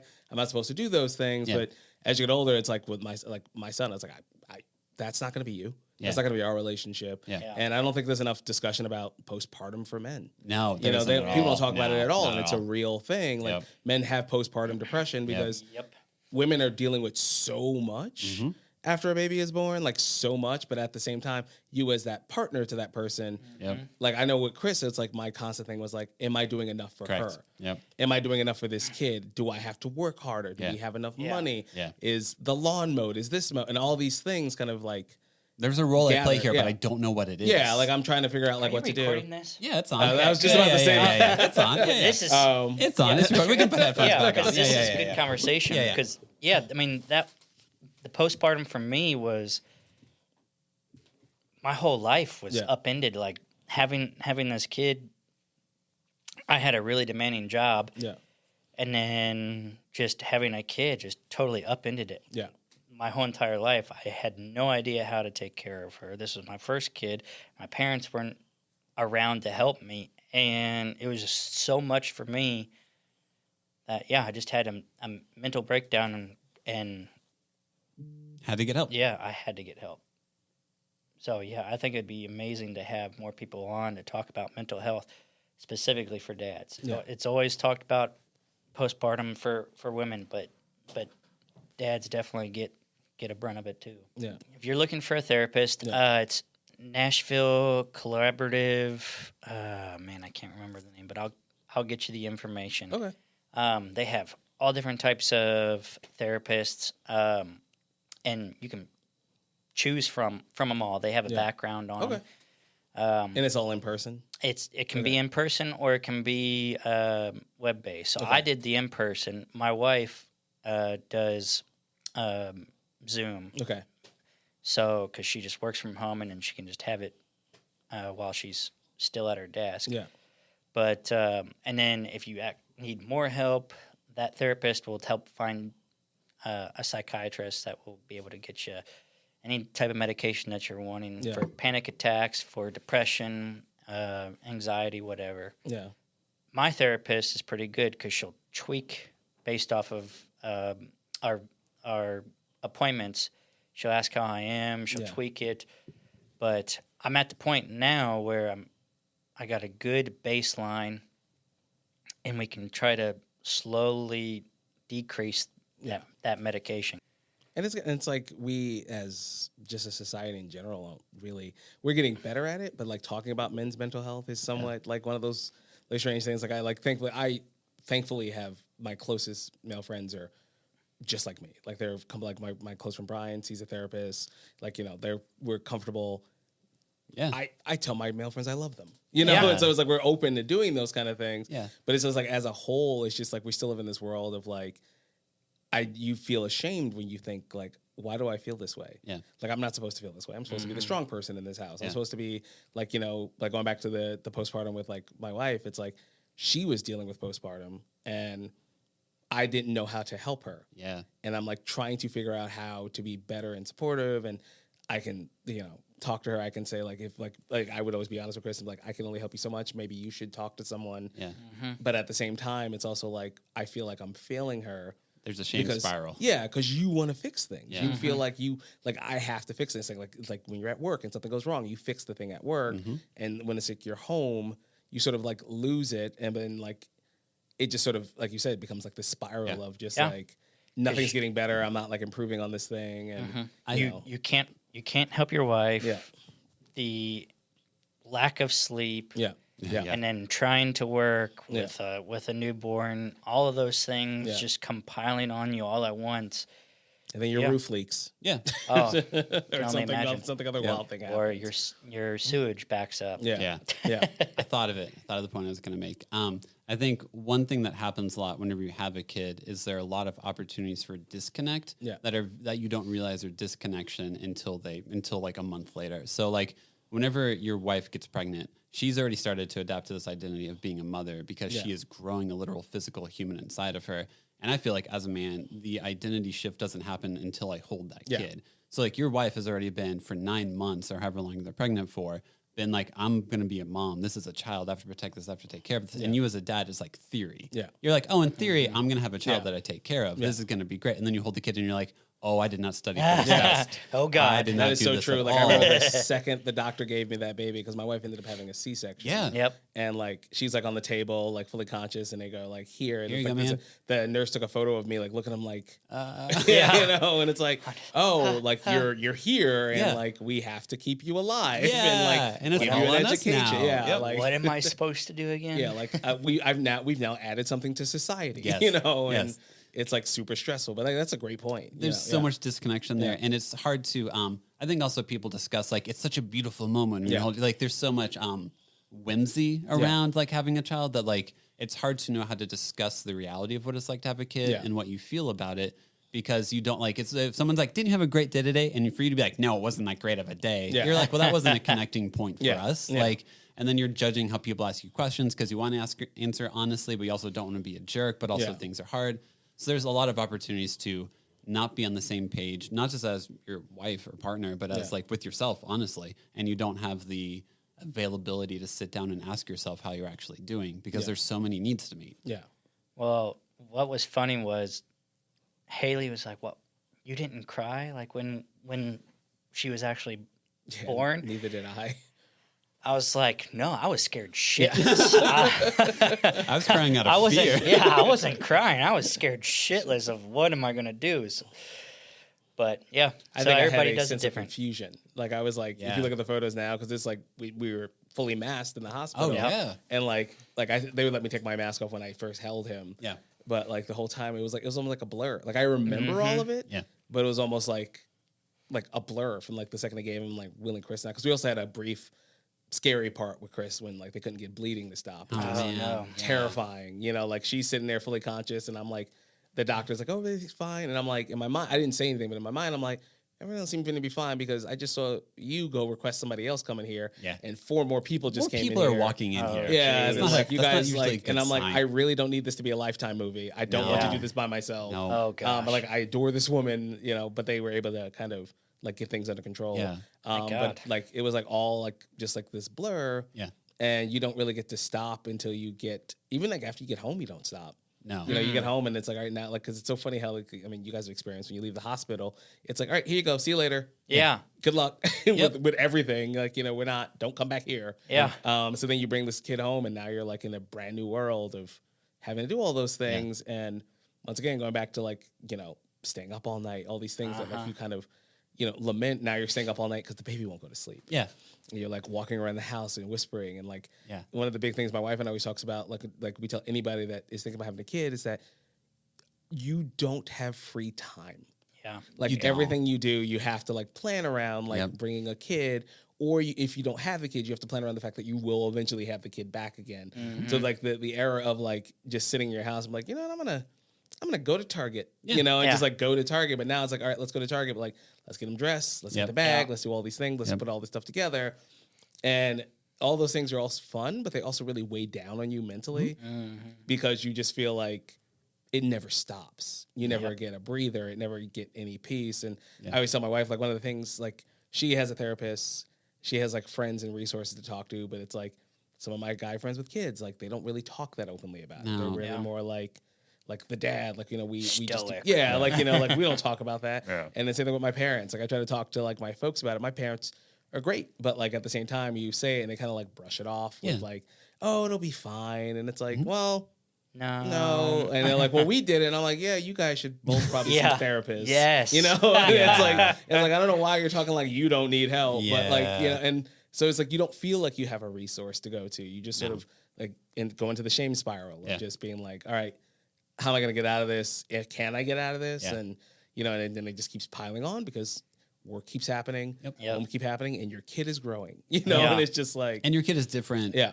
Like, literally, I know I joked about it maybe earlier, of like, your kid might be different every nap. So, like, you're literally like, this works. This morning, you loved yogurt. Now, you've threw it in my face. And I have to smile at you because you're reacting to my facial reactions to something that physically hurts. So I have to... How do I do this? Let me ask you, when you brought Ellis back home, did you have your parents with you to help? Me and Chris walking into that house with our very curious dog. We were we were too stubborn to have our family or have my parents or her parents. But if we have a second, we are having our parents there to help. Because it was that 2 weeks of not having anybody there to help. It was, I don't know, it was a blur. It was. It was like hell. And we're going to definitely have I don't, if you ask me, like, our first two kids are 23 months apart. So if you ask me what the first year of my middle child's life was like, I don't know if I can tell you. Like, legitimately. It's just like, what was Magnolia like for the first year of her life? We had 2 kids in diapers. She was alive. We were alive. Holly was alive. And we are all still alive. We have succeeded. I think with Chris and I, it's like my wife's my best friend, and we always do everything together. So it's like one of those things that we always do. Like when we was in Nashville, it was like a challenge. We're like, we got this. You know, we started a business. We got this. So I think with the baby, it was like, we got it. You know, like let's go. And then we're like, oh my god, this is kind of like losing it because it's like not what you thought it was gonna be. You know, it's like like you have no idea. Like, and it's like, and I thought, and we would have people say that, and I'm like. And like we knew it wasn't going to be easy. But and I say that to people, it's like it's not going to be easy, but you have no idea how hard it's going to be. All the ways you thought it would be hard are not the ways it's going to be hard. It's like all of your predictions of how this will go are not how you're going to go because it's another human being. And you can't predict how another person will act. Well, we act, and like you are beholden to that person because they can't help themselves. I have to say, having a kid was the hardest thing I've ever had to do in my entire life. Well, it attacks your ego at every single stage. And you can't double down. Like if like you're at a job and you have a bad interaction with a customer, you can have something to fall back on. If you're a jerk to your kid, you're a jerk to your kid. Like that just means your moral character is bad. Like you can't hide from as much stuff when you have a kid, and it's why some people I think a parent's generation aren't as good as dealing with their emotions because they weren't ever told like, hey, maybe you should be a little bit kinder. Like they were just like, man, I don't know, I did it. And it's like, oh, but you could have been kinder as you did it. And I think most people our age are focused on like, but how do I be a decent person as I do this? Because I know what it's like when someone isn't. And also like, how do I take care of myself so I'm better at taking care of this person? Which much. I think like a lot of our parents weren't. It was just like, I'm going to sacrifice and I'm going to do this thing even at the detriment to my own mental health, my own physical health. And then the curse of that is in like as a kid gets older, like I had a rough patch with my parents from my middle school years to my high school years. Like not to delve into it, but my parents had like a whole thing. It was really, my parents had a thing which brought me into it. It was like a really hard time for all of us. So when I went to college, I was just sort of like middle fingers to my parents. I ain't never coming back here. You know, so I went away and just never came back home like ever. And it like for my 20s, it was like a rough patch as well because like I was so distant from them. And then I just one day was like, well, I love my mom and dad. I want to be close to them. And we are a lot better than we were, but we still like work on things. And I kind of told Chris, it's like, I don't ever want to be like that. Like, I adore my parents, but I don't want to be like them. I like to be more like, I'm emotionally open to my wife. Yeah. I want to be like that with my son, you know? So it's just, so even like that's a pressure, because it's like, I'm always terrified. Am I going to react like my dad? Yeah. You know, am I going to like Chris always my wife always jokes around like how I don't cry. Yep. And I don't have it. You know, it just is like, I tell her, it's like, it's just not there, you know? And it's like, and my dad doesn't, like, my dad has cried, but it's usually been like a death or something. Yeah. Yeah. And I always go like, well, like, what happened to me that I can't like cry when my son is born, or at a sad, even though I'm never going to cry at a sad movie. But like, I don't do those things, but I tell her, but like, I have like the emotion of it. Like, I hold that kid and I'm just like, this is the most amazing human being I've ever seen in my entire life. Or the expression of it. Yeah. But I don't do that thing. So then I stress out about like not doing that thing. And I'm like, should I be crying at this moment? And then like, I didn't cry at our wedding. Yeah. So then you start stressing, you start thinking there's something wrong with you. And then, you know, and that's why like you, like when I see a therapist, it's like to have someone be like, no, you just interpret feelings differently. Yeah, and that's okay. Yeah, you're fine. It's really easy to, I think as a man, it's really easy to assume you lack emotional depth. Yeah. And that's really mean to do to yourself because like you are feeling emotions. Yeah. Maybe you need to express it a little bit differently. Yeah. But to treat yourself like, my emotions weren't deep enough here. It's like, let's be a little nicer to yourself. Yeah. Like, you're okay. You got this. Yeah. Maybe talk to a friend and be like, hey, I feel like I should have cried at this moment. Just talk it through with someone. That's it. And then my wife is like the complete opposite. She has enough emotions for 5 people. Really? Like she is like, my wife is the most incredible person, but like she'll cry at a commercial with a sad dog. She'll just, like bawling. Yeah. And like her heart is just full of like life and love. Yeah. So it's like you have like the contrast of us two, where like Ellis will just be like walking around and she'll just be like, I just kind of want to cry right now. I'm like, he's not like doing anything. Like I think he just like pooped in a corner. Like, probably. Like I just heard him groaning like 2 seconds ago. Oh my gosh. The crazy things of being a parent. Yes. Well, I always view it as like you're always a little bit better, not better. It's like generational inertia as opposed to saying trauma, where like our parents didn't express a lot of emotions, or most people's parents didn't express a lot of emotions because their parents didn't express a single emotion. Oh, no. So you have to remember that like your parents are still a little bit, hopefully, better than what came before them. So you're all making like little tweaks and a child really is a constant reminder of like, why am I doing this? Well, this is what my parents showed me. Yeah. And you have to take the time to look up and go, do I want to continue this or do I need to change this? Yeah. And you just hopefully have the mental space to acknowledge what you're doing. Yeah. Because I don't really need, like, I feel like a therapist or someone like that is mostly just a mirror. Yeah. You tell them what you did and they say, do you like that you did this? Yeah. And then you say yes or no, and then you make changes. Yeah. Or you don't. I think it's going to be very interesting when we have our dads on. Oh, yeah. Just to hear them and their thoughts, and oh man, it's gonna be interesting. I love my dad to death. Yeah, but he was not a very emotional person. Yeah. I mean, he said he loved me, but like never got the hugs or kisses or anything like that. But I hugged the crap out of Ada, and I kiss her like a million times a day. So I love it. I love it so much. Like I always want to carry him. I always want to push a stroller. I'm always like my mom. It's like she even says my mom is. She goes, "You already seem like 100 times different than your father was with you." Yeah. And like, but sadly, my dad's didn't really know his dad. Yeah. So he grew up in a house with like he's one of 7, and the other one of 8, and the other 7 were all women. So he was like the only male in the house. Yeah. And my grandmother is a very stern person. Yeah. So in her, she kind of came from that traditional idea of like, this is what a man does. Mm-hmm. This is what men do. So you're the man in the house. So like, you're the only man. So you got to be the man in the house. So my dad didn't have his own bed until him and my mom got an apartment together in New York. Oh, wow. Like he slept on the couch in the living room because they grew up poor in Brownsville, New York. Mm-hmm. So like as he got older, he kind of came from this world of like, this is what a man does. Yeah. Because like my uncles were kind of pushing that on him. Like my dad went to Brooklyn Tech. He liked nice, like my dad didn't fit the typical norms of like masculinity back then, which now it's like kind of like what I'm at. But like when he was a kid, all his uncles would insult him, call him like derogatory names and all things like that because he didn't fit that mold. So when I got older, that's all he knew was to do that to me. So when I'm like, like liking something like music or art or something like being that. Being creative. Yeah. Like my dad like loves building things. That's his thing. He loves carpentry. He loves all this stuff like that. I don't care about that. Yeah. I like baking. Even as a kid, I like baking. I like music. I like all these things. Yeah. So like he comes downstairs and I'm like listening to like something he doesn't understand. So he's going to mock it.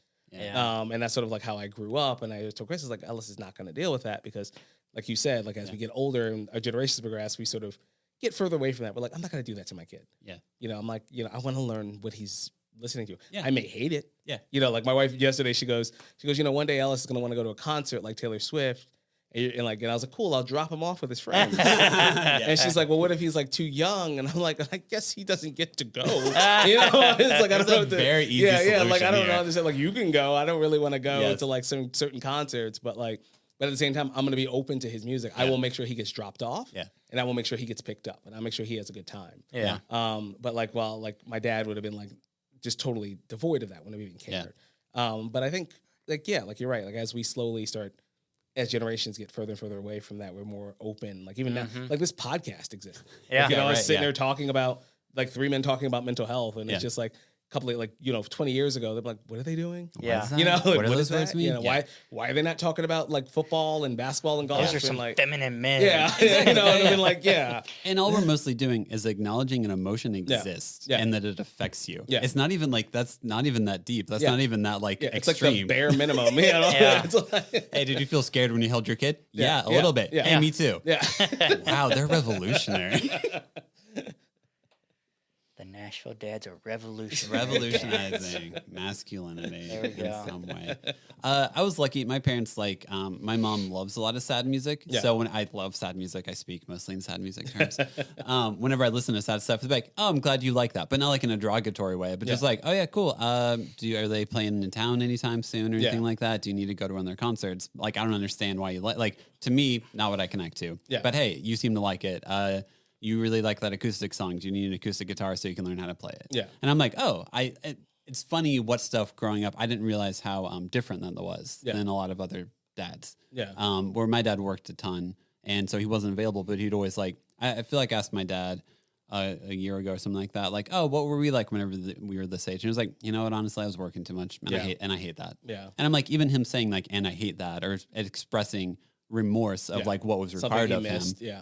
Is like, a lot of people's dads don't do that. Yeah. All right, that's lucky to have had a dad who was aware of that stuff. Yeah. So thanks, Really Dad. good. In my parents' defense, I also listened to a lot of different types of music. So like I grew up in the late 90s, early 2000s. So you can go down there and hear Biggie or Jay-Z because I lived in New York, but you can also hear like A Perfect Circle or Radiohead. Yeah, so which is very confusing to my parents, which definitely threw my mom off. Your mom didn't understand Kid A? Yeah, she didn't understand. Or At the Drive-In or anything like that. Yeah, man. I'll discuss some Texas second wave emo all day long with you, man. So if just you like want to. confused as like as anything else, because like my folks grew up like obviously listening to like soul music and also, and I love it, even though I kind of laugh because my dad also liked In Excess and bands like that, which I think is so funny. Like the most 80s. Yeah, like like the most 80s stuff. And he was like super into Yanni for one point of his life. Like it was it drove me and my mom crazy because that's all he would listen to. Yeah. But my mom was like Luther Vandross, Aretha Franklin, Patti LaBelle, all the stuff like that. And I love all that. But also being like a 90s kid, being a millennial, I also got into alternative rock. That would confuse the hell out of my parents. And there was a brief moment, I had a girlfriend at that time that they could not stand when she loved System of a Down, Stained, all like the new metal stuff. Yeah, man. And my parents were like, what is this? Yep. What is happening in the basement? You'd be like, guys, I got the new Mars Volta album. And they'd be like, that sounds like a spaceship. What? I didn't know NASA was doing that. It was that. It was like when I got into emo and I started like Dashboard and Thursday. But also though, if you grew up in New York, the like Syracuse, New York emo scene was fantastic, and so was like on Long Island. So you actually were in a culture that had like brand new Taking Back Sunday. A lot of those bands originated from there. So and I could see shows and all things like that, and it was just like very. You had the weird. two X's on your hands to prove that you're straight edge. No, not straight edge. But it was like a weird, like at the same time, it was like a weird teen years for me, just because it's like I was still all into the stuff that like I love. I live and breathe hip hop music. But I also love all types of music. Except for I can't get into bro country. I just can't do it. No, you can't for some reason. I can't. No, I'm very surprised. I try, but like everything else, I'm like open to anything. So I like listen to everything else. But I think growing up in Brooklyn and being black and like my parents aren't used to that. And I think it was just so funny. Like even now, my close friends, I'm like, my mom came down stairs one day and I was like watching the video for like Judith for A Perfect Circle. And she's probably like, what is this? I just like see? My Baptist mama is like, what are you watching? I think Childish Gambino has a lot of lyrics about being the only black kid at a Radiohead concert or a Sufjan concert. And I'm like, that might have been your life also. That pretty much was. And I was like, and I loved it. I like, aside from the rough patch with my parents, I loved high school. Yeah. You know, it was like my friends were like awesome. You know, it was like a lot of fun. I had like, I was also a theater kid. Okay. Theater all through high school, so which is a lot of fun. But yeah, you know, it's just like that. Like I always like to give my parents that little bit of grace because I will say in high school I was probably really confusing to them. You know, I think everybody is. Like, as if there's any teenager where it's like, you were predictable and you communicated everything to me and you trusted me. Not an option. Well, good. And we could discuss emo music for the rest of the podcast if you wanted to. So we were gonna eventually do like an emo day or emo month at Are you really? Like a bunch of emo inspired. Man. Like we were gonna do. I had an idea to do a cookie that had like activated charcoal inside of it, like inside like maybe like a cheesecake or something, and it would be called the Taste of Ink. And I still really want to do it. Fantastic. Yeah.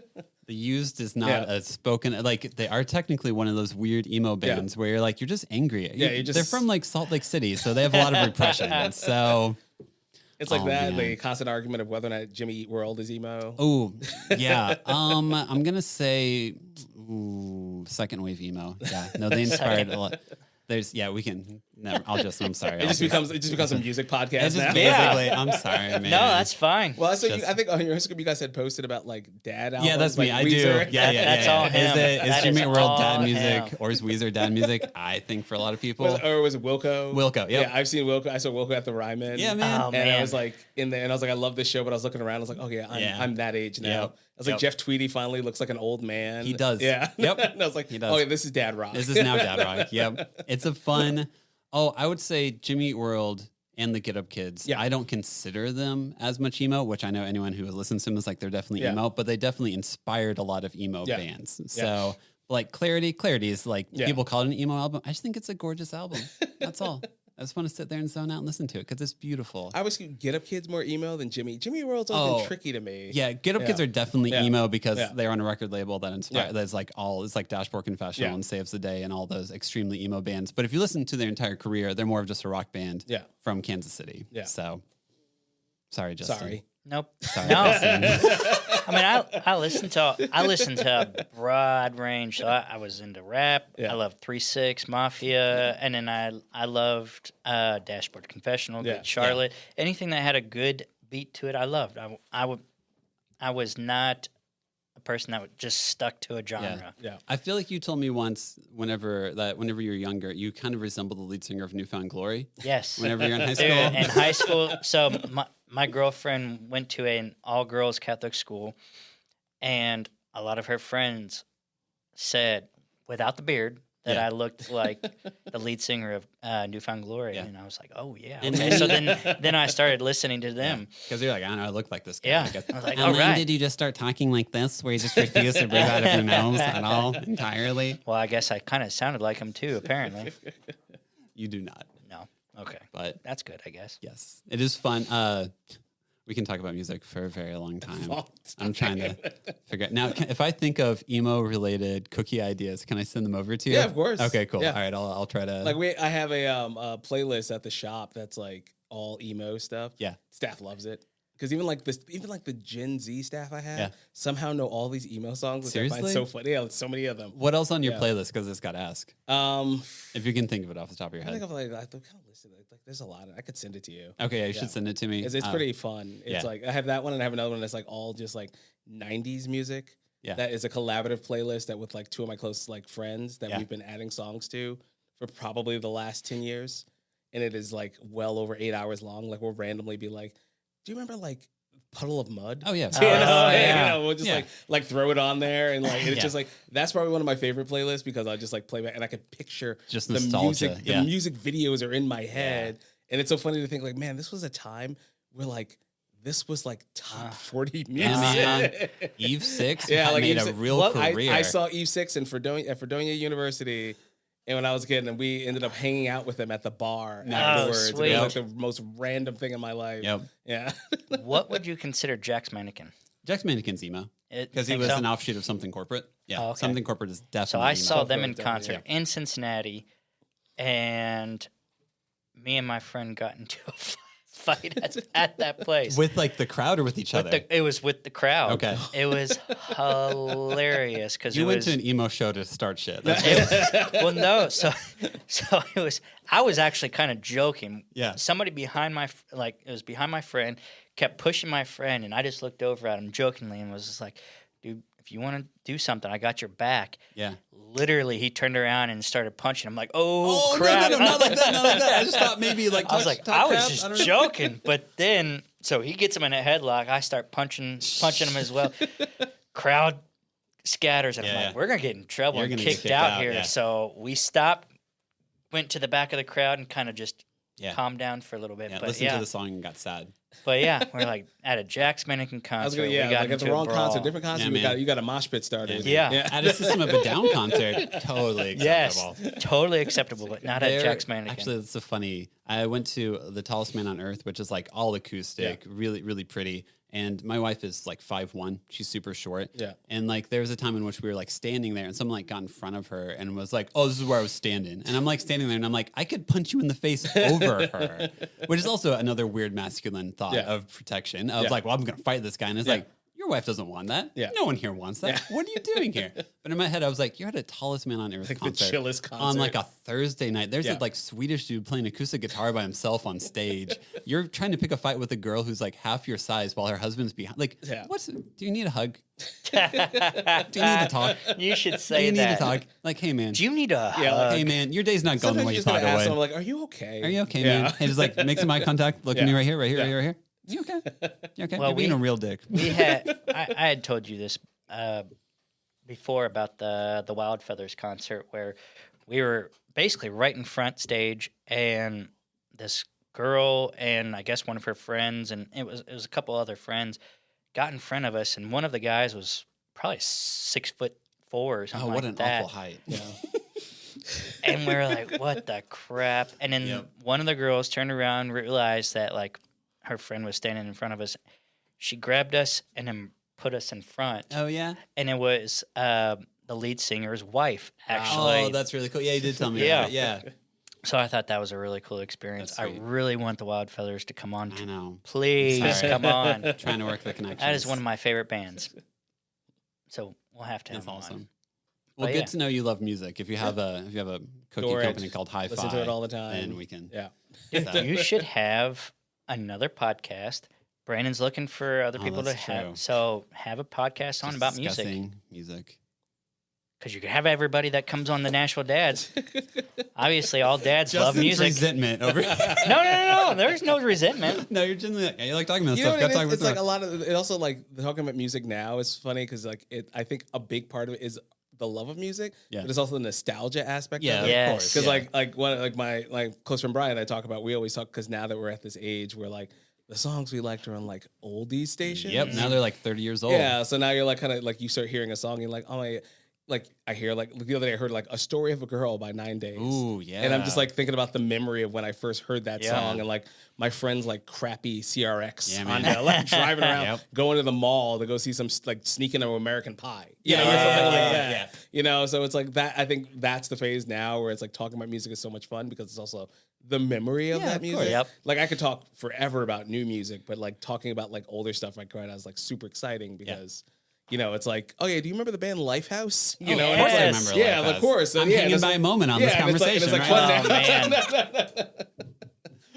I think also whenever we were kids, like I remember this Get Up Kids specifically. Yeah. Vagrant was the record label they were on. So I would find the Get Up Kids and then I would just go find the record label and I would hope their CD was sold in my hometown. So like accessibility to music, like there was so much like right now I could listen to 5 billion songs in like 2 seconds and like it means nothing to me. Yeah. But being a kid, back then you'd have to like, all right, I think FYE might have it. Like you'd be like searching around like Best Buy was the best place for me to buy some CDs because I lived in the Midwest. Yeah. So like I would like map out, all right, this new Bright Eyes album is going to come out on this Tuesday. It's going to make $9 at Best Buy. I'm going once I get out of high school because I'm 16 now and I can drive. I'm going to go pick up this super sad album and then listen to it on the way back and listen to it for like a month straight. Whereas now it's like, all right, I like Jimmy World. Well, I can listen to any song they've ever made at all. And I get 8 billion suggestions of bands that sound similar. Correct. Yeah. But I remember having that huge booklet. Oh, I still have my CD Bible. booklet. I still have my CD Bible. Oh, man. I can't let it go. I have one at my parents' house because my mom never throws anything out. And I literally, everything else I had for my like teen years, I'm like, you can throw that away. You can throw that away. I don't need it. But I told this, like, keep that. Because I just want to open it and see like what the hell I had going on at the time. Because I'm like even thinking about back when I used to buy like singles on a CD. Like for the idea of buying a single on a CD is the most inane thing because it's like you're only gonna listen to this one song on this device that you have to physically take it out of and then put it somewhere. Now a compilation album, different story. Totally different story. When you get the weird B-side that you don't even know exists, that's on like the And I ended the whole conversation one time. One of my friends was like, "You remember when you would get like an album and you'd listen to it like a ton of times? Yep. Yeah. And then one day you just let it keep running, and then there was a secret song, man, and you would lose your mind. You're like, what is this? This has been here the whole time. Yeah. And it was like before, like it was like back when AIM was only a thing, so you didn't really have like the internet the way it is now. Mm-hmm. Oh, so no one was able to tell you. Yeah. So you would let something run, and you'd be like, oh, this is a whole other song. Yeah. Like 5 minutes after this album ended, and it was just like. So you start telling all your friends, like, oh, like keep it going. Did you know that on the last track of Dookie? Are you a real Green Day fan? Did you listen to the secret song at the end of Dookie? Because if you didn't, then I can't talk to you anymore. I was all by myself. I'm like, no one was there. Music is like this totally gone off the rails into a music. Sorry, man. Sorry. It was bound to happen at some point in time. I think every single episode kind of does that. Yep. My bad. But no, that's good. Music seems to be something that all dads can relate to. My favorite one is the Damien Rice's second album, 9. The very last track is a really, really, really sad song. And it just ends with wine glasses for like 10 to 15 minutes. And I've listened through that multiple times being like, where's the secret song? It's in here. I know. It's funny you say that. I was like listening to The Blower's Daughter. Oh yeah, man. Like also last week. Not a romantic song. Not at all. Because the last line of it is "Until I find somebody new." Just hidden in the end. I can't keep my eyes off of you. It's a song about infatuation. People have told me like, "Oh, it was a first dance song." I'm like, "Did you listen to the whole song?" Yeah. Because the last line is "Until I find someone new." That's not love. I don't feel like you look at your wife and like, "You're so beautiful." But also, have you seen her? Yeah. I think I got onto that because I was like I use Spotify now, but I was like on my old iTunes of like songs I bought. Oh yeah. And it was like so many years ago that I even used it. And I was like, I remember when Damien Rice was a huge deal. Yeah, man. And I'm like, oh crap, look, it's the Avett Brothers album when they were really good. Four Thieves Gone. Man, I actually listened to Four Thieves Gone today because I hadn't listened to it in a long time. Back when I was a little punk and it wasn't like so like commercial sounding. And I was just like, God, this was such a good album. I actually saw them. I had friends who his grandparents lived in Decatur, Illinois, which is like nowhere. Illinois, and they played the Performing Arts Center in Springfield, Illinois. Yeah. So it was like after they'd done Emotionalism, so like before they got freaking massive. Huge, yeah. And it was like me and 50 people just screaming along to Avett Brothers songs for like an entire night. It's like one of those shows where it's like, you know, you walk into a venue sometimes and you're like, oh, this is going to be good. Yeah. It was like one of those. Yeah. So anyway... We're also at the age now where I collect a lot of vinyl. So people will be like, hey, it's been 10 or 20 years since we released this album. Here's the re-release on vinyl. Yeah. And I'm like, yes. So now I have O on vinyl. And I have, lots of albums where I'm like, why do you have this? They did a re-release. And I felt nostalgic. Do you listen to it ever? Whenever my wife and no one else is home because I'm embarrassed by how much I love this album. Yes, that's like I have full collapse by Thursday on vinyl. And I'm like, when do you listen to that? I don't, because then other people will hear me listening to it. And I don't know what I'm doing here anymore. Anyway, Justin, should we start wrapping up the episode? We should start wrapping it up before it becomes a music. Before it becomes too much of a music. Slowly develops into a switched on pop. And I'm sure Sean has a lot of things. Let's just start discussing second wave emo and the importance of it. And so we usually wrap up with five questions. They're extremely in-depth, hard questions. No, I'm joking. But, so, first one, did you have any backup names for Ellis? So the name search for Ellis was very funny because we didn't have any backup names. At one point, I wanted to have one of his full name is Ellis James Newsome. Oh, okay. And one of my favorite directors is Spike Lee. Yeah. So at one point, it was going to be Ellis Spike James Newsome, which I do regret not putting the Spike in there. Because I think it would have been badass. Yeah. But like we were throwing around all these different names, and at one point my wife was like, "Well, what about Otis?" Because we were always going to use James because James was my grandfather's name. Yeah. I mean, Nice. and my wife's father's name. Okay. So James was always there, and she's like, "Well, what about Otis?" And I was like, "Oh, he can't be named OJ." Like we're not doing that, No, whatsoever. No. And then, which I think some of the other names. There was a moment where my wife was really, for whatever reason, obsessed with Rex. What? And I refused to like she. I don't. It was like she was like on it, and I was like, "That's like we're not doing that. No. That's like a I'm putting my foot down. Yeah, like a pup's name. Good call. Yeah, but like the name search for him was like very odd. It's like we throw out ideas and like we were like, I don't like that, and then I don't even know. I don't even necessarily remember where Ellis came from.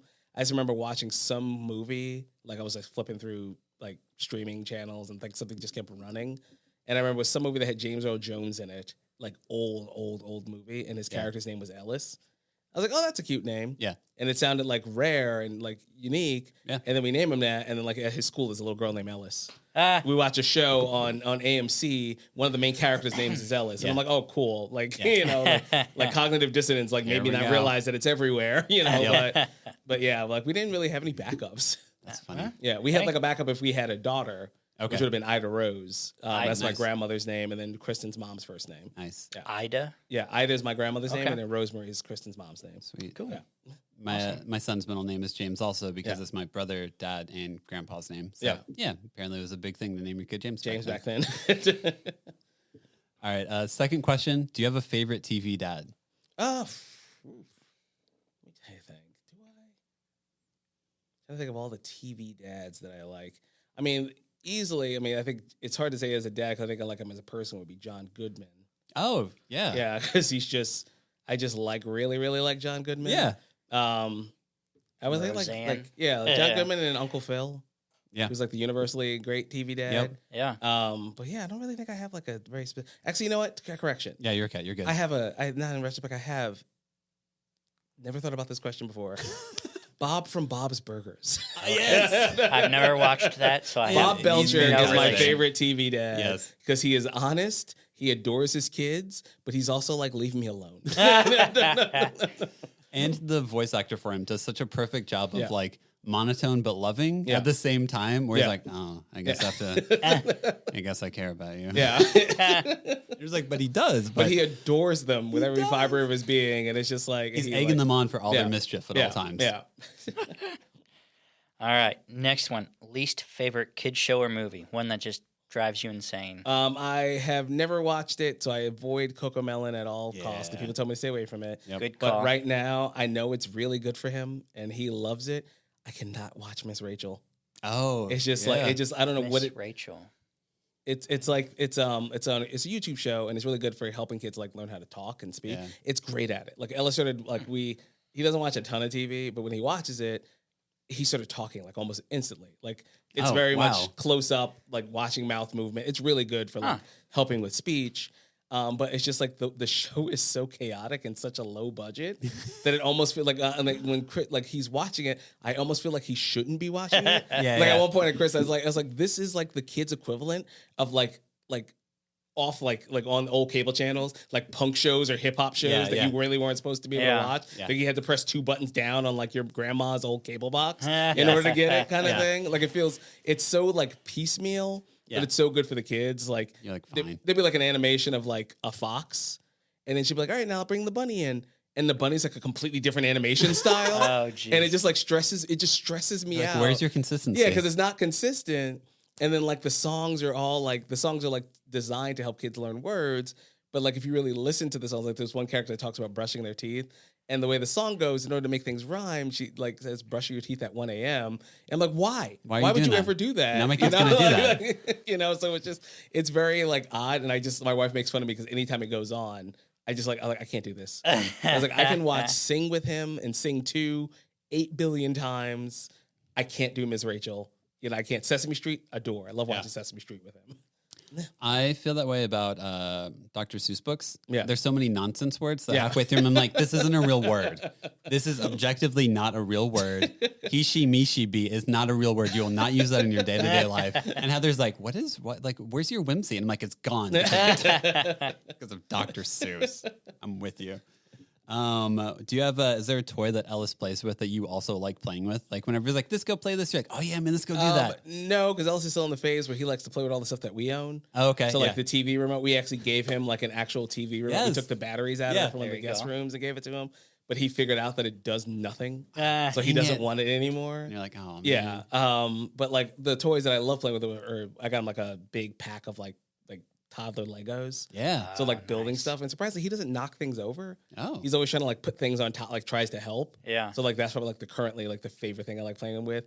And then the other thing is like this little remote controlled toy that I got when he was really little that he used to be terrified of. Yes. Like I was so proud of myself. I was like at the store because I can't help but buy him stuff when I'm at like Target or something. I always get him a shirt or some toy. And it was like this little alien and had like a remote control. I was like, oh, he's going to love this because he's like, at this phase, he was crawling and he'll crawl after it. I put it on the floor. I turned it on. He lost his mind. Oh, geez. He hated it. He was like coming over to me, scared, terrified. But now he loves it. Now he'll bring it over to me. He doesn't know how to work the controls yet. Yeah. But he'll get it and he'll bring it over to me and like put it in my hands to like start driving it. And he just starts dancing when he's like driving around because it like drives and spins and everything like that. That's pretty cool. What moment of your kid's life are you most excited to be a part of? Like all of them. All of them. Yeah. That's cool. I think like like one of them I hate when I like miss anything. Yeah. Like thankfully I haven't missed anything like big, but like like there's times when he's learned a new word and I wasn't there. Like Chris will be like, oh, he started saying water. Like those kind of like certain things you're just gonna have to miss just because that's part of it because of life. But like I think like every single moment, like like I jokingly tell people I remember like the first diaper I changed. With that terrible, gross black poop. Oh, yeah. Yep, the tar poop. That's like burned into my brain. Like was that stuck on your fingernails somehow? Was that your first diaper? That was first diaper. And we went back to the room and like the nurse brought the baby over and she's like, all right, Dad, you're changing the diaper. And I remember taking the diaper off. And I'm like, and then like he like poops some more. Yep. And I'm just like, oh, awesome. This is really cute. Weird. And I made like a really obscure joke that only one person and then like this other doctor in the room got. I was like, it's like Pirates of Dark Water. And like only this one guy started cracking up. And like I was like, none of you people know what I'm talking about. I am talking about an obscure 90s cartoon. And they're like, sure, man, just change the diaper. Like, all right, get out of here, nerd. You're about to get peed on, nerd. That's awesome.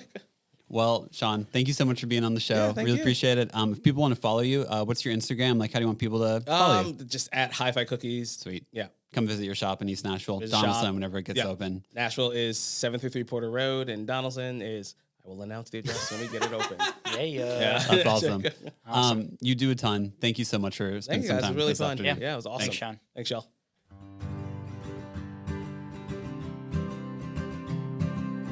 Thanks again for listening. Make sure to follow us on Instagram at the Nashville Dads and to subscribe to us on Apple and Spotify podcast. We record at New Light Podcast Studio and episodes are produced by me, Devin.